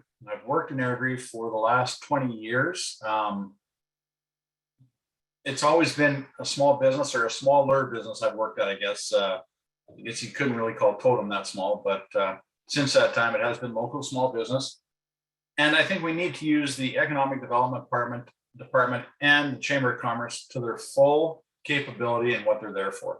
I think it'd be great. Thank you, Ron. Next, we'll hear from Daryl Bellick. Daryl? Thank you for the question. Great question. And just to unfortunately piggyback on Ron Chapman, for the last 19 months, the Economic Development Department has been reaching out to many businesses and helping them along with different initiatives of both free and training, as well as the Airdrie Chamber of Commerce. They've been working hand in hand. And I think one of the key words within your question is partnership. And partnership means collaboration. So collaborating either business to business or business with one of the either the city economic department or, like I said, the chambers. I think that sharing ideas would be a great thing to do and use their wisdom, their guidance, and help everyone within the business community along to get a more vibrant economic situation. Thank you. Thank you, Daryl. Next, we'll hear from Christopher Glass. Chris? Thank you. Hi there. Thank you for the time here. One of the things I would like to be is an aggressive advocate for our businesses. When I had an opportunity to coach in the summer series for Football Alberta, I was devastated to find out that they were doing the tryouts in Calgary. And I made a couple of phone calls, did what I could, and I said, if we could move the tryouts to our city, it's going to be huge for Airdrie. And Calgary doesn't really need it. We do. We need it. One local restaurant got the contract to feed all of the coaches from the Football Alberta team, and they raised almost $5,000 in 2 days for their local business. So I want to partner, I want to listen to the businesses, but I also want to be aggressive, going out, getting events and bringing them to our city so that we could all reap the benefits. Thank you. Thank you, Christopher.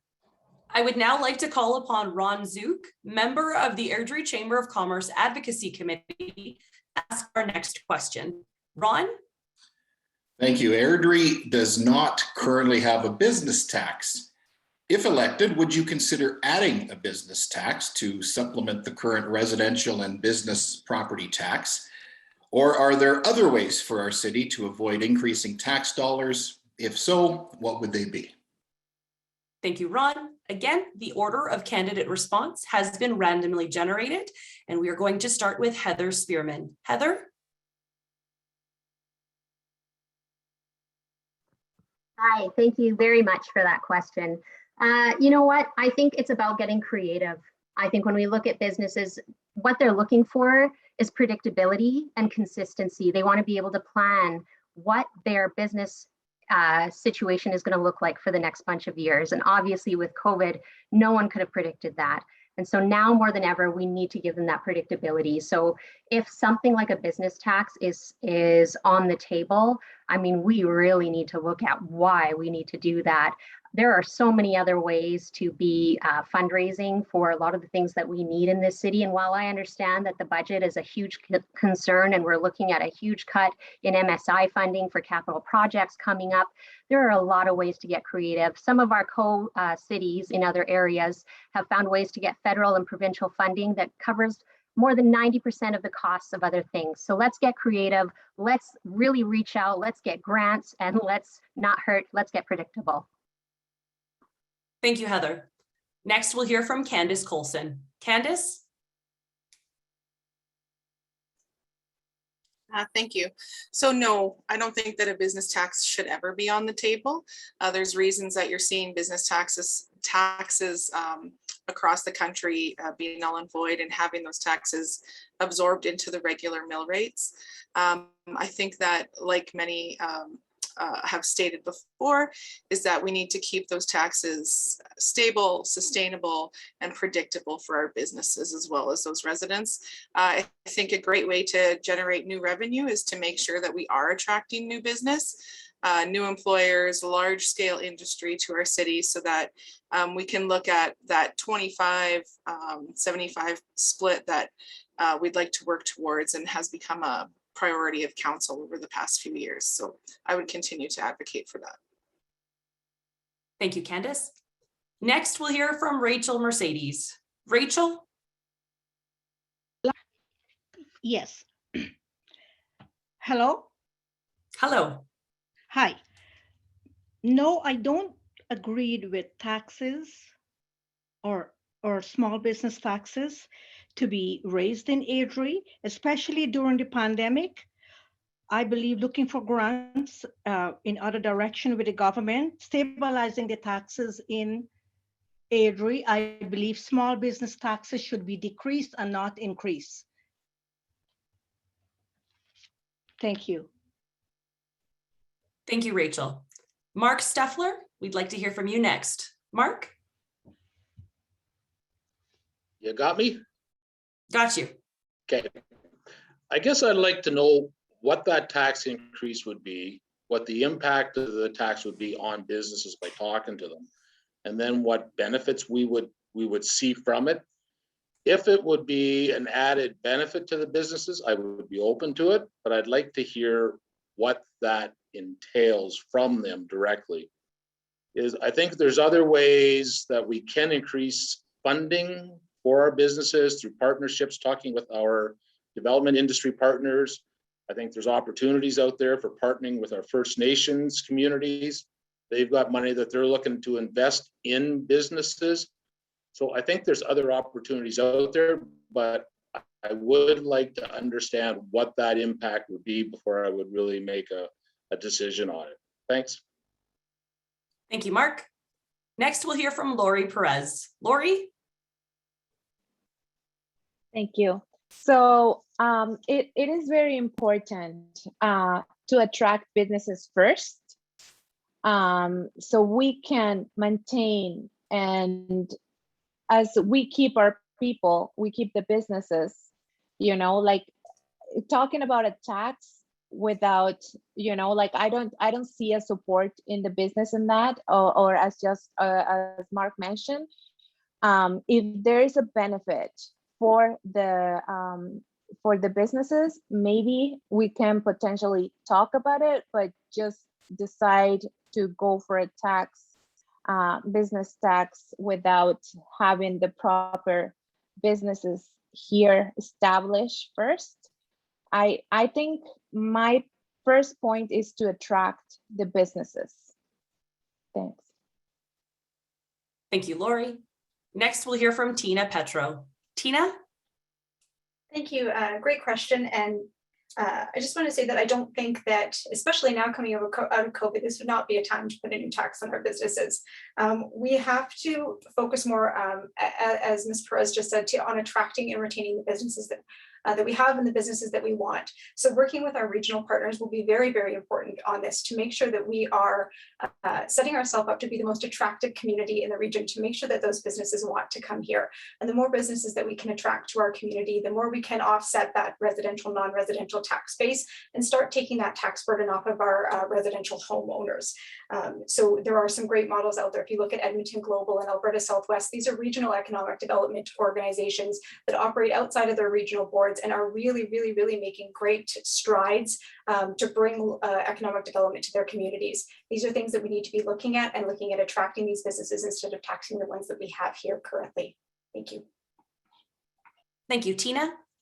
Jay Raimondo, you're up next. Jay?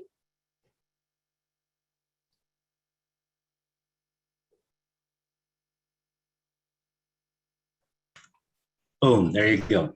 I have to agree with everyone else that answered prior to me.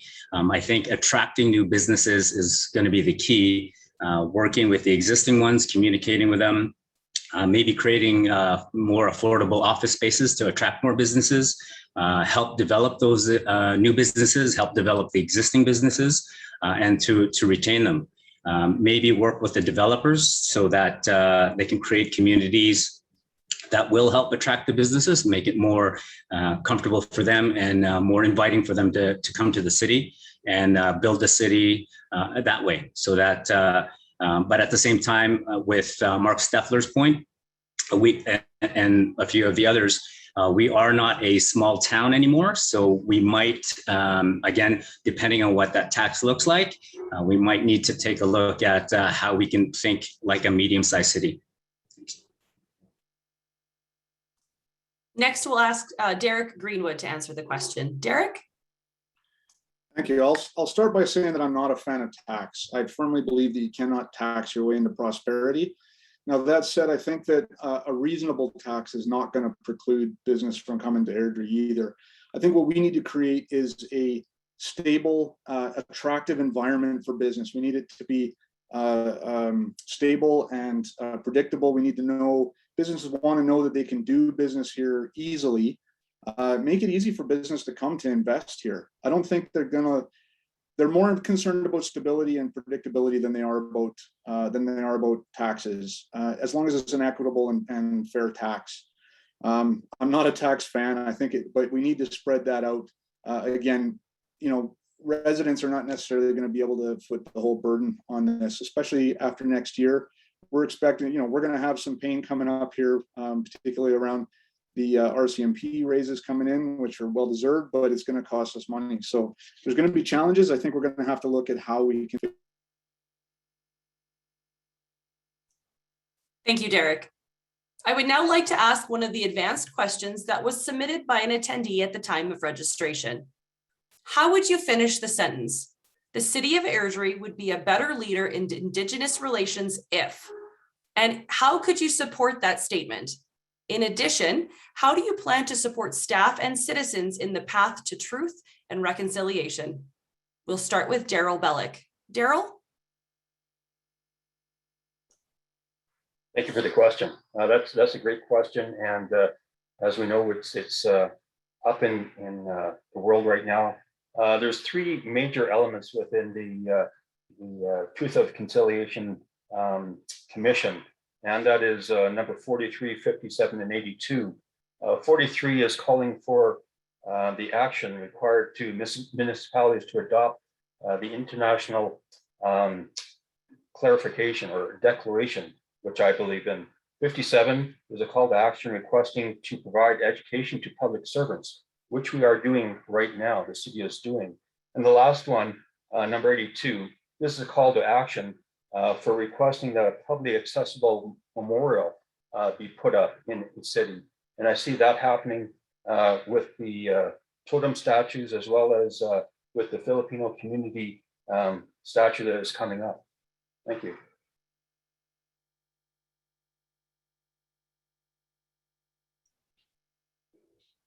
Thank you, Daryl. Next, we'll hear from Jacqueline Dorak. Jacqueline? door checked, but thank you. Yeah, truthfully, I could go through any number of the TRC report calls to action. There's about 10 that cover all levels of government. And I don't really think that we get to kind of pick and choose and create a hierarchy. I don't think it's our position to do so if we're not Indigenous. That's the whole point of the report. However, I do think that there are things that we can do immediately. We can include Indigenous languages in our place names and signage. We can include Indigenous artwork. We can memorialize things that have gone on in our community, either in Nose Creek Park or through other event spaces. We can create healing gardens and healing spaces where communities can come together and interact and learn. We can support more events and more cultural learnings through various spaces in Airdrie, not just the Nose Creek Park celebration that we had last week. We can have different events throughout the city that include Indigenous artists, that include Indigenous speakers. Even through our library, we can have a speaker series so that they can share their oral histories and stories. There's lots of ways we can do this. Thank you, Jacqueline. I apologize about mispronouncing your last name. Next, we'll hear from Reggie Lang. Reggie? Thank you. I think that listening is definitely key. And as my colleagues have mentioned, there's lots of different ways to skin the cat. Learning about what has gone on and teaching people, that's the key thing. Something I learned from attending the Truth and Reconciliation events is that we have a teepee ring in Nose Creek Park. I had no idea. So obviously signage and educating what has taken place in our community and the rich history that is there, making sure that all Airdronians understand our history and are inclusive and learn about the different tribes and the Métis people that are in this region. It's all about listening and following through and welcoming them into the community and being a good partner. Thank you. Thank you, Reggie. Next, we'll hear from Sunday Adelaide. Sunday?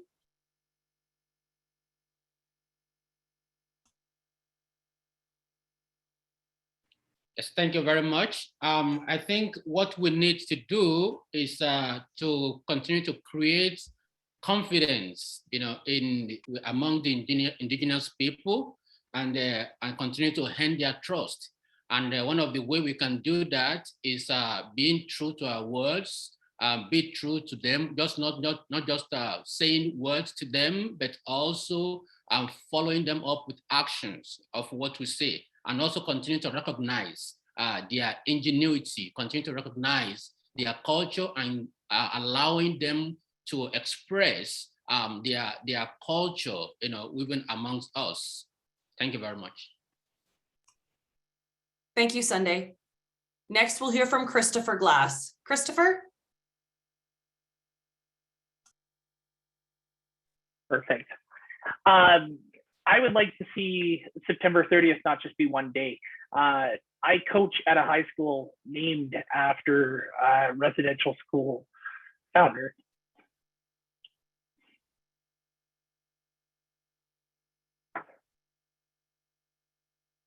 Sorry. That needs to be changed. So.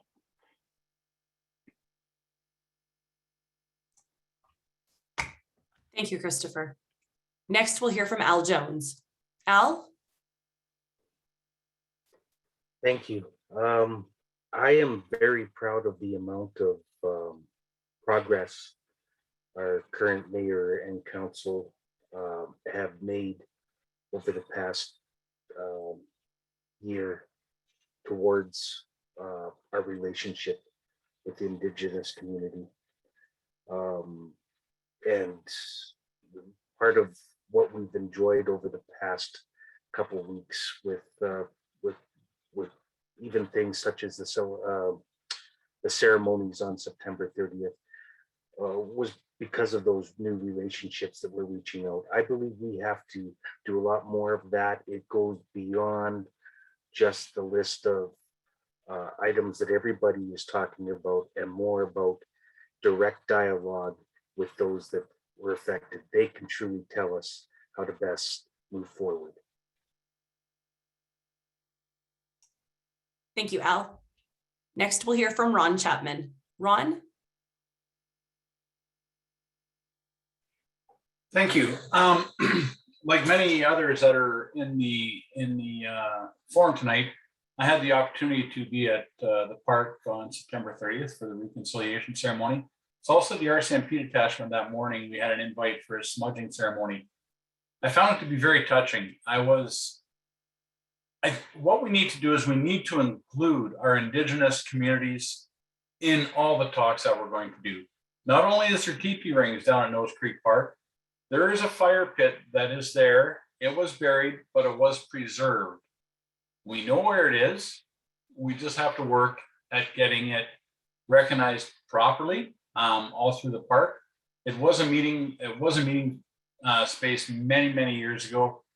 And I look forward to some exciting events that will happen in the park around reconciliation. And I think the most important thing is we have to make sure we involve our Indigenous neighbors, our Indigenous residents, and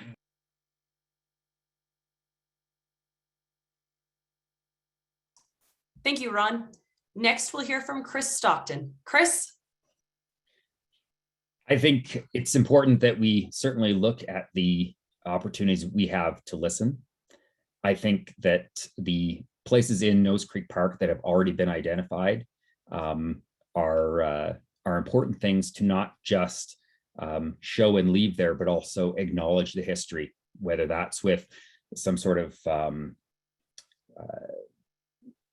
statue, if that's with some sort of plaque commemorating things, and really speaking to the people that were on the land before us. I think the other piece to it, and the city has already taken one step in doing this, and that is looking at having an Indigenous liaison in the city. And I think that that is incredibly key. There are so many places around us that need to be preserved for this history, and the least we can do is help support those who this means the most to. Thanks. Thank you, Chris. Next, we'll hear from Trevor Cameron. Trevor? You found me right away. Everybody here has already touched on a lot of things. It's about communication, but I wanted to take another step on that, in that we can't be afraid to have the difficult discussions. That's where we fail to learn, and that's where we fail to grow and move forward from this, is to have those difficult conversations, as hard as they can be. We've seen how they affect us all. And understanding that in Airdrie, and just by talking to people and learning, I didn't realize that we had over 1,000 Métis in Airdrie itself. That was something I wasn't aware of. I didn't realize there was such a big community here within our city. Also, putting yourself out there and being available, because a lot of the Indigenous people want to have these conversations.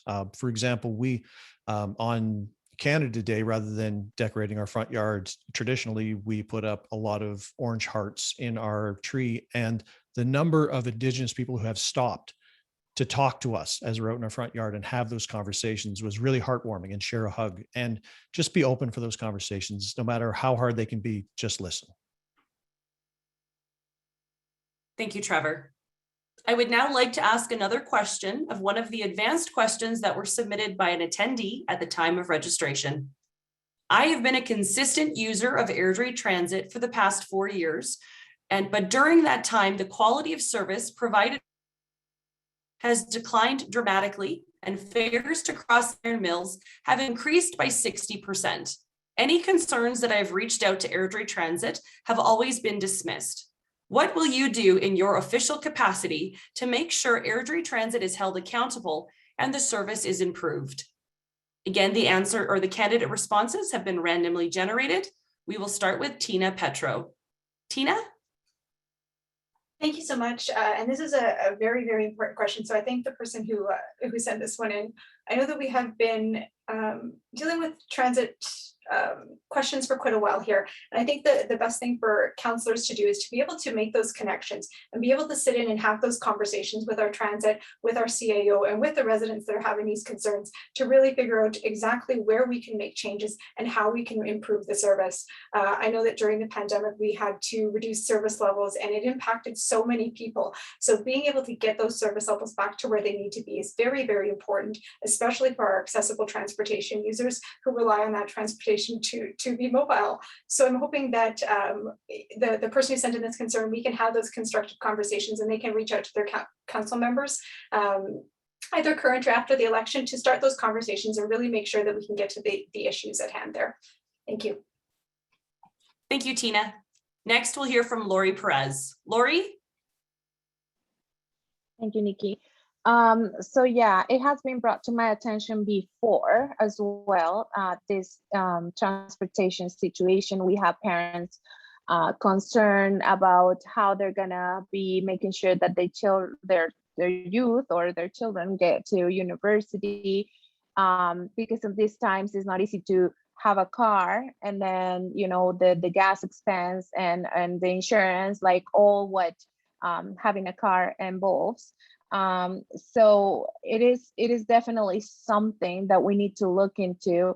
And when I say it on my platform is we have to make sure that as citizens get what the services that we need as we grew so fast. I have another coworker that she struggles to get to work sometimes because there is no transit all the way in Lanark. So that's things that we can have to see. Thank you, Laurie. Next, we'll hear from Derek Greenwood. Derek? Yeah, it's a good question. I spent the better part of a decade in two huge cities and used public transit almost exclusively, like almost everybody else did. The thing is that it's difficult to have it's kind of a chicken and egg scenario, isn't it? You can't really build a community that uses transit if you don't have transit to use. And so I think what needs to happen is looking at some of those opportunities to have blended type arrangements. So obviously talking with users about what's important to them, sometimes biting the bullet and just providing some of that service, be it something like an hourly run into town, into like Calgary or Cross Iron or what have you. Some things you might have to bite the bullet on, and others you might have to look at other creative ways like call a service and that kind of thing. But I think we have to provide some level of service there for people to be able to use those, to be able to be contributing members of Airdrie's community. So we need to talk with the users. Thank you, Derek. Next, we'll hear from Mark Steffler. Mark? I have to admit, I'm not a transit rider, so I'm unfamiliar. Got some unfamiliar with the topic. I do know there was issues coming out of COVID with getting the system back up and running and communicating that with the public. So I think it's more of an engagement between the ridership and city management style to just go over what those issues were. City of Chestermere just set up an integrated bus service with the City of Calgary. I don't know whether there's opportunities there for that with Rocky View and Calgary trying to do a more integrated system, but I would be willing to listen and talk with people just to get a better idea of where they think improvements can be made. Thanks. Thank you, Mark. Next, we'll hear from Candice Colson. Candice?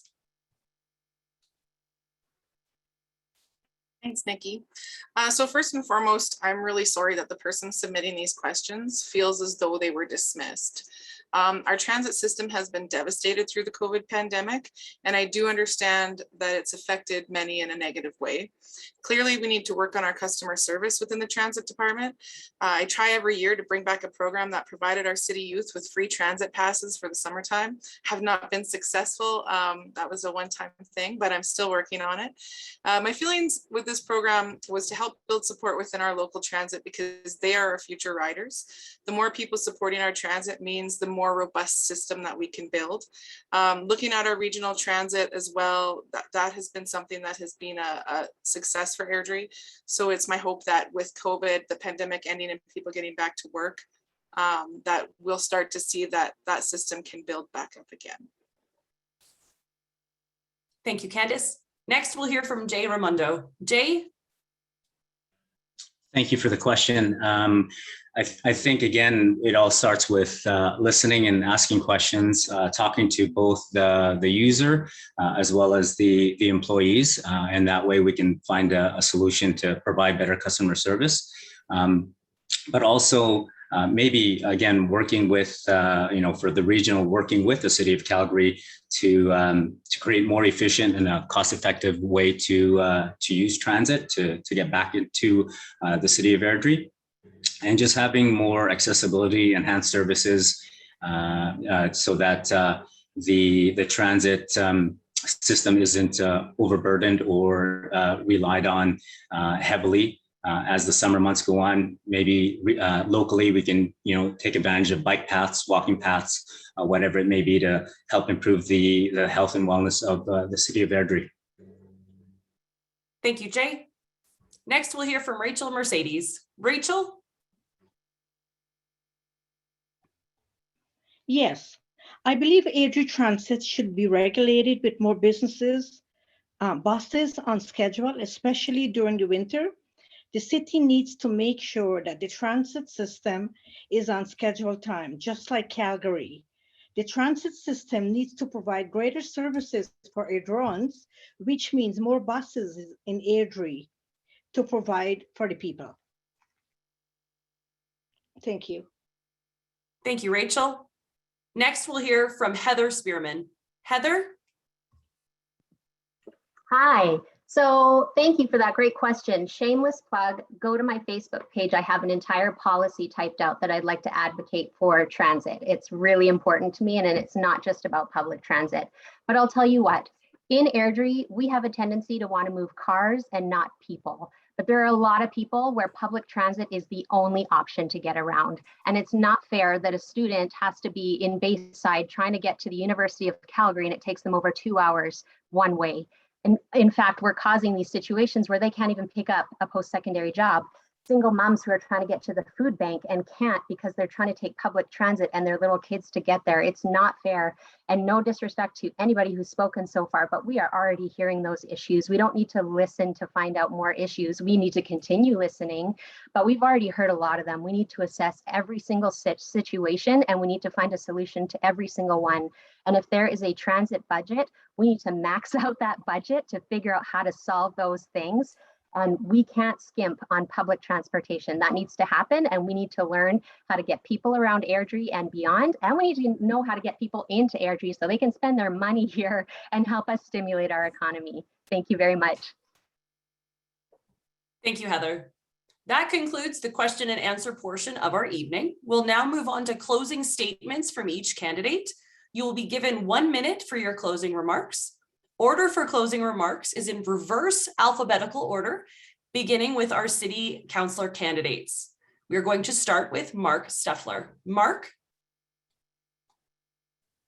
So I'm first. I find that 1 minute goes quick. So anyways, this election hasn't been just a 4-week campaign for me. This has been a 20-year journey living and volunteering in this community. We've invested our time here raising our family and have been active in the community. I have over 30 years of municipal experience working with municipalities throughout Alberta and around Airdrie. I've been a member of the City of Airdrie Municipal Planning Commission for the past 7 years. This has given me a good understanding of the past and future growth challenges that we face as a community and regionally. Municipal governments has been my career. Being elected to Airdrie City Council to represent the people of Airdrie is the next step on my journey. I'm not going into this blind. I have the experience, I have the knowledge to be a positive contributor to our council. On October 18th, please vote for me, Mark Steffler. Thanks, everyone. Thank you, Mark. Next, we'll hear from Heather Spearman. Heather? Hi, neighbors. Once again, you just heard me, so I apologize you have to listen to me again, but I just want to thank everybody very much for tuning in. One of my biggest passions that I've been talking about for a very, very long time, since I even hinted at running for council, was that we need to get voter turnout out. That's been something that I've been driving for a very long time. So if there is any issue at all that anybody has, please reach out to us. Please ask us. Please show up at the polls. You know, you don't have to vote for all 6 councillors and all mayors and all trustees. But I would certainly like to be one of your 6 that you choose. I'm here to fight for you. I'm here to represent families. I'm here to invigorate energy into everything that we're doing. And I'm here to be creative. I'm here to think outside the box.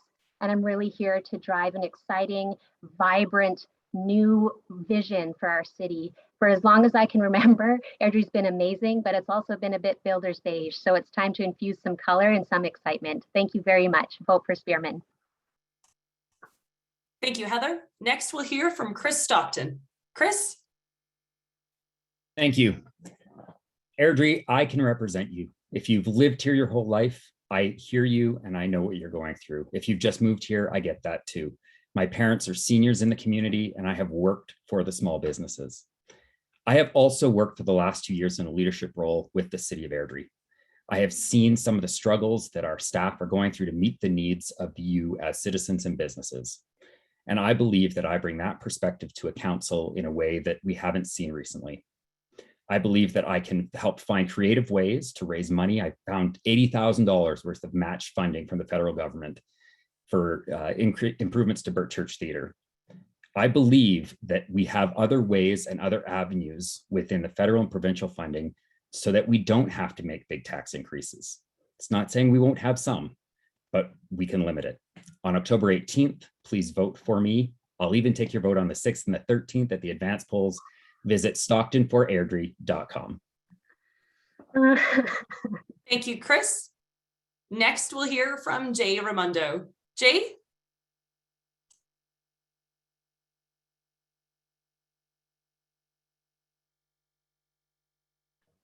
Awesome, thank you. Again, thank you to the Chamber of Commerce for hosting this event and allowing me to introduce myself. And I'd like to thank everyone for taking the time to get to know me and giving me the opportunity to earn your trust. A couple of highlights and big ideas I have is definitely I want to create a sense of belonging for our youth with the teenager that I have. I'd like to create a community center that has free access for the youth, give them a sense of belonging, potentially have some post-secondary partnership opportunities so that my kids don't have to leave Airdrie to go to school, increase recreational opportunities, outdoor pools, skate parks. I believe our youth are our future. And the one thing that I can guarantee is that I will do what's best for the City of Airdrie. And I will work hard to get answers for you and stay transparent. So I believe in the city and I hope you believe in me as well. Thank you, Jay. Next, we'll hear from Tina Petro. Tina? Commerce, my candidate colleagues here tonight, and our engaged population for being here this evening. I am proud of the work that we've achieved together in the direction that we are going with this city. We no doubt have challenges ahead of us, and we need strong leaders who can bring people together and look at decisions from all sides of the equation. I am that leader. I have shown this community that I am always available, approachable, and accountable to the residents who call Airdrie home. I have dedicated my time and my work ethic and attendance record speaks for itself. I work hard every day for you. Over my term as councillor, I have strived to continuously learn so that I can do my job better for you every single day. My extra time spent on additional committees and boards have made sure that your voice is heard, not just locally, but across this province as well. For the last 4 years, you have invested in me, and I have spent every day working to be your proven investment. I look forward to meeting all of you, hearing from you, and I humbly ask for your vote on October 18th so that we can continue working together to move our community forward. Thank you. Thank you, Tina. Next, we'll hear from Laurie Perez. Laurie? Thank you again, everyone, for being here tonight. I know there's yet so much to do in our city. I can assure you, to those new families, those single parents, our service providers, business owners, first responders, and our most vulnerable, that I will listen to you properly to represent your voice.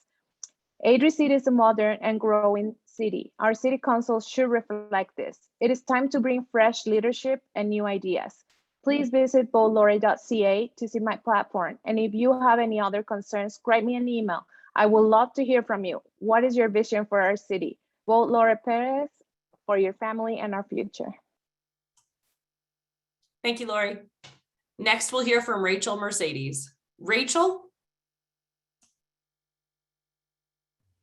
Yes. I am a family and marriage counselor and narcotic therapist. Communication is my strength and my passion. I have done a lot of volunteer work in the city of Airdrie in the province of Alberta with a lot of low-income families to help them through their hardship during the pandemics. I have seen the hardship in our local residents and small businesses and have experienced how they have experienced and endured with this pandemic, which has now become an epidemic for everyone. Earning a seat with Airdrie City Council will allow me the opportunity to devote myself and my work towards the establishment of a strong, active community, future generation through economic and social development. On October 18, vote for Rachel Mercedes. Thank you. Thank you, Rachel. Next, we'll hear from Reggie Lang. Reggie? Thank you. Voting is the key thing. We need people to get out to the ballots. There's a number of different things other than just city council that you're voting for. There's the time change, and then there's also the other questions that the province is asking. I want to be your voice at city council. I will listen to your needs and I will bring my experience to the table. Airdrie needs a fresh perspective and they need a business focus. We need a mind shift. We need to be big. We need to be bold. We need to be responsible. This is about taking care of all Airdrie citizens. It's about being inclusive. It's about being welcome. It's about celebrating all cultures and all peoples.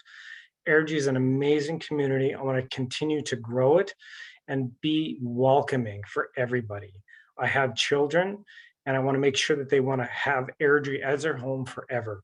Have economic opportunities, have growth opportunities, have learning opportunities. Vote for Reggie Lang on October 18th and reggielang.ca for more information. Thank you. Thank you, Reggie. Next, we'll hear from Candice Colson. Candice? Thanks, Nikki. So I'm just so thankful for the opportunity to be here tonight. I want to reiterate that I love this community. I started my business here. I've raised my kids, Ireland and Gabriel, here, and Airdrie is home. I don't feel like I am finished giving back to this great community, and I'm thankful for every opportunity, conference, board involvement, connection, and lessons that I've learned during my past 7 years in this role. I commit to remaining honest, accessible, and transparent as a counselor, representing you, your family, friends, businesses, neighbors. Leaders lead. They show courage and conviction in what they believe in, and I'm confident that I can continue to fill this role. Thank you, Airdrie, for all of the love and community you've given me. The passion in the city is unmatched, and I would love to continue to be a part of it. Thank you, Candice. Next, we'll hear from Al Jones. Al? Thank you, and I want to thank the Chamber and all the volunteers that made this evening possible. It has been a privilege to serve my community for the past 4 years. Looking forward, this new council, whatever the makeup, is going to need fearless advocates for higher levels of government, creative thinkers for new ways to get things done and how to pay for them, and they need to continue to be open and accessible. I'm willing to do all those things. I consider it a privilege thus far serving you, and hope that you'll afford me the privilege moving forward. On October 18th, I hope you'll put your approval beside Al Jones on your ballot. Thank you. Thank you, Al. Next, we'll hear from Christopher Glass. Christopher? Hi, thank you so much again for the opportunity to talk to my fellow candidates and everybody on the call. Please go to my website, chrisglassforairdrie.com, for a detailed platform on Destination Airdrie. I want to stop people driving to Calgary on weekends. I want to keep them here in our city, and I want to bring other people to our city. I have been a longtime football coach, a longtime advocate with the Airdrie Field Turf Project. I have made improving Airdrie my passion, and now I'd like to do it as a counselor as well. So on October 18th, please vote for Chris Glass. And thank you very much for the opportunity tonight. Thank you, Chris. Next, we'll hear from Derek Greenwood. Derek? So I'd like to start off by saying I have no aspirations to be a politician. I'm a concerned citizen, a dad of a couple of young kids. I'm just somebody who wants to get things done. I'm a normal kind of guy that has a business degree and over 20 years experience working in large budget sensitive organizations. I'm used to getting stuff done. That's my reputation as a professional is that I get stuff done. That's what I want to bring to the table in council. And I want to do it with a passion for making that Airdrie the city that my kids will grow up in and they're proud to be from, with lots of opportunity to create great careers and a lot of community pride. So this is what I hope to do. I hope you'll read my site is derekgreenwood.ca. I've got my platform issues, but mostly I want to hear from you. What's the issues that you think are the ones that we need to focus on? And I think that for me, it's about respecting taxpayer money while we do it all the way. So thank you for your time tonight, and I look forward to your support on the 18th. Thank you, Derek. Next, we'll hear from Jacqueline Dorchat. I said it wrong again. I'm sorry. Okay, it happens all the time. Basically, I just like to say to everyone that if elected, I will work to structure our programs, resources, and projects so that Airdrie sees multiple value-added benefits. We can scaffold these things and structure them in a way where we create additional revenue sources, increased employment and social opportunities, more projects and events in the city, more opportunities for people from outside of Airdrie to come into Airdrie, and so much more. None of these are mutually exclusive, and they can have other benefits as well at the same time. Primarily, my focus, of course, being health and well-being of residents, thriving and resilient business communities, affordable housing, targeted amenities, improved infrastructure, and so much more. Airdrie residents definitely, like everyone has said, are highly engaged, resourceful, and intelligent, and they deserve a strong council that'll put them first and advocate for their needs proactively. I'd like to thank the Chamber and everyone attending. Please reach out on my website for engaging further in conversation. And my name's Jacqueline, and I hope to get your vote. Thank you, Jacqueline. Next, we'll hear from Ron Chapman. Ron? Thank you, Nikki. Well, I have been in Airdrie for 43 years now. I came to Airdrie in 1978 between grade 11 and grade 12. I went to grade 12 here, graduated from George McDougall High School. At that time, it was a town of 2,500 people. Now we're a city of 75,000. I still love this community. I always have. I've watched it grow up. I've grown up with this community. The community's grown up around me. I still have a lot to give back to this community. I've got the experience from previous terms on council, and I look forward to the future of Airdrie and what we've got coming forward. So many exciting things happening. And I do have a website, ronchapman.ca. If you want to check that out, my contact information is all there. I'm open to phone calls any time of the day. Other than that, get out and vote. Thank you, all of you, for coming forward, putting your name forward to run for public office. It's not easy. We have a lot of work to do, and let's get it done. Thank you, Ron. Next, we'll hear from Trevor Cameron. Trevor? There's the unmute button. Got it. Okay. I want to thank the ACC for putting this on, the candidates who have devoted their time to try to make our community better, and all of you out there who took the time to become better informed before making your decision. I am a husband, a father, ex-military. I'm a people leader, project manager, self-proclaimed geek, and a concerned citizen who does what he can to support the city, but I wanted to do more.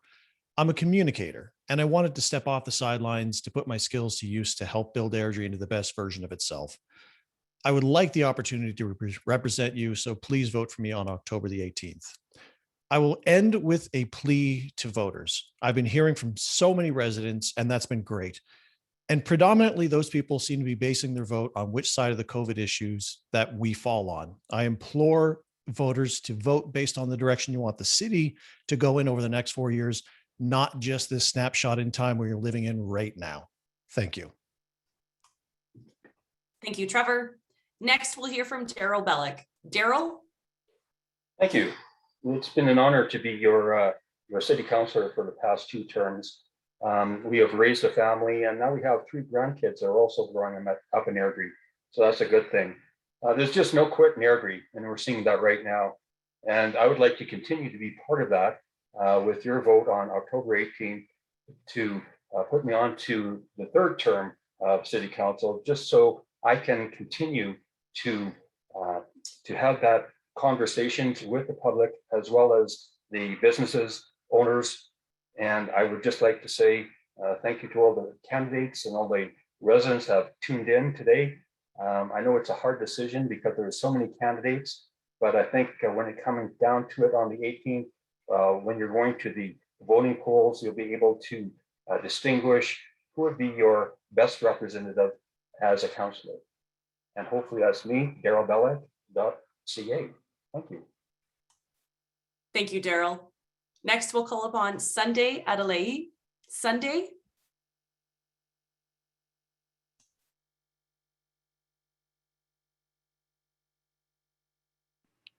Thank you very much, Airdrie Chamber of Commerce, for putting this together for all the candidates. This is an important election in the life of our city. And I am running because I want to be your voice for true inclusive representation, for businesses to thrive in our city. I want to be your true representation about the growth of our city and how we can move it forward. I want to be your voice that tells you the truth in the city council. And I want not just being politically correct, but standing up for what is right and what is good for the collective benefit of everyone. Thank you once again, all the contestants, and vote Sunday Adelaide for the next city council. My website is sundayadelaide.ca. Thank you very much. Thank you, Sunday. We will now conclude with closing statements from our mayoral candidates in reverse alphabetical order by last name. We're going to start with Alan Hunter. Alan? Thank you, Airdrie and the Chamber. In the first quarter of the four-year term, I will analyze and question the capital and operating budgets for the term. I will communicate the findings back to you, the taxpayer, and ask, in fact, if you can afford it. I will convene a private meeting of local businesses and to those who attempted to do business in Airdrie to ascertain the strengths and challenges they are facing and find out why so many leave without opening here. I will then bring back the business facts to the City of Airdrie staff and work together to change the outcomes. I will engage the surrounding municipalities and advise them that Airdrie is no longer a closed shop and we will be competing at every level in every area that will bring quality employment and a much needed tax base to build what we need when we need it and take the financial burden from our residential taxpayers. I will identify why so many families have to take their families outside of Airdrie to use facilities in the surrounding areas and fix that. I will be working for you from day one till the end of the term. I will not be a salesman for the corporation that is the City of Airdrie. If you need a ride, COVID safe ride to the polls, I want you to go to mayorhunter.ca because it's your. Thank you, Alan. Next, we'll hear from Lindsay Coyle. Lindsay? Thank you to the Chamber for putting this event on and for the attendees for being here and being engaged and getting informed. I've met with almost all the candidates and heard their unique ideas and visions for our city, and I'm so excited by the prospect that we could see change in this city.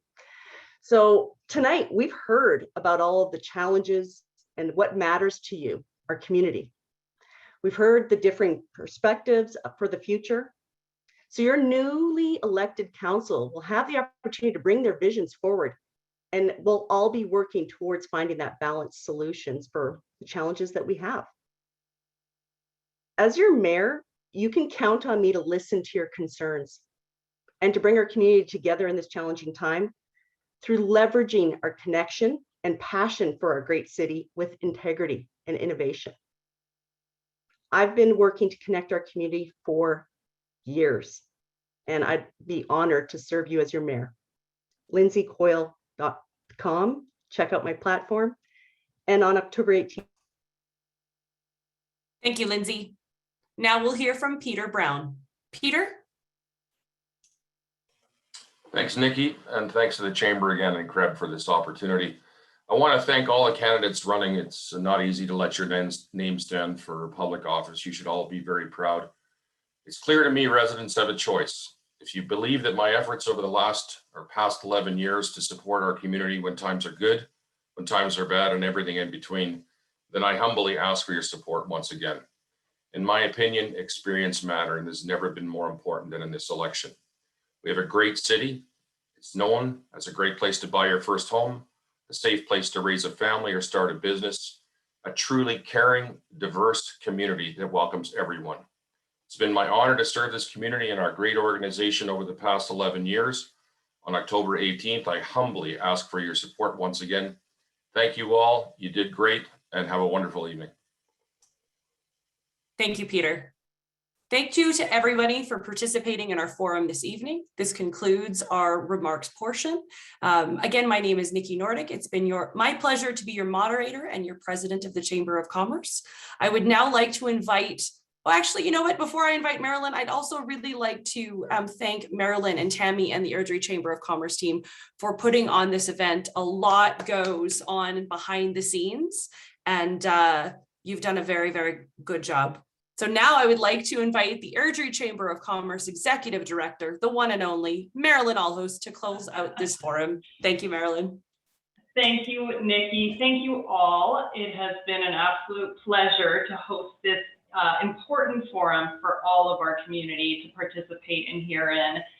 Thank you all. It takes tremendous strength and courage to be part of this type of forum, and you all did a fantastic job. And I think what really came most of it is the passion and the love that all of you have for this wonderful city that we call home. So thank you all again for your time this evening. Thank you to everyone who participated online. Please remember that the link to the event will be found on our event page shortly following the forum in the next 24 hours. I'd like to thank, of course, Calgary Real Estate Board for their support of sponsoring this chamber. While the chamber does not endorse any one candidate, it is our responsibility to help the public and our members better understand the issues at stake in our upcoming municipal election and where our candidates stand on business-related issues. If you have any additional questions that were not asked tonight, please reach out to the candidates directly. This event was recorded, as I mentioned, and will be found online in the next 24 hours.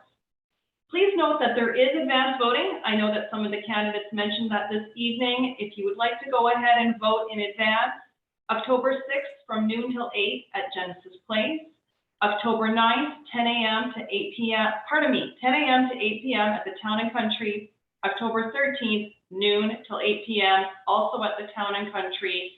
And on Election Day, Monday, October 18th, polls will be open from 6:30 a.m. to 8 p.m. And please check out the Airdrie Chamber website to see which voting station you should be going to. We all have to echo how important it is to have a voice in this community. This is your city, and we invite you to get involved by voting on the upcoming election. Before everyone runs away, we would love to be able to take a group photo. If we could just do that. It's been a very hectic night, but we'd like to capture the moment. I would love to again thank all the general public for being part of this event. Take care, be safe, and we will see you all again soon. On behalf of your Airdrie Chamber,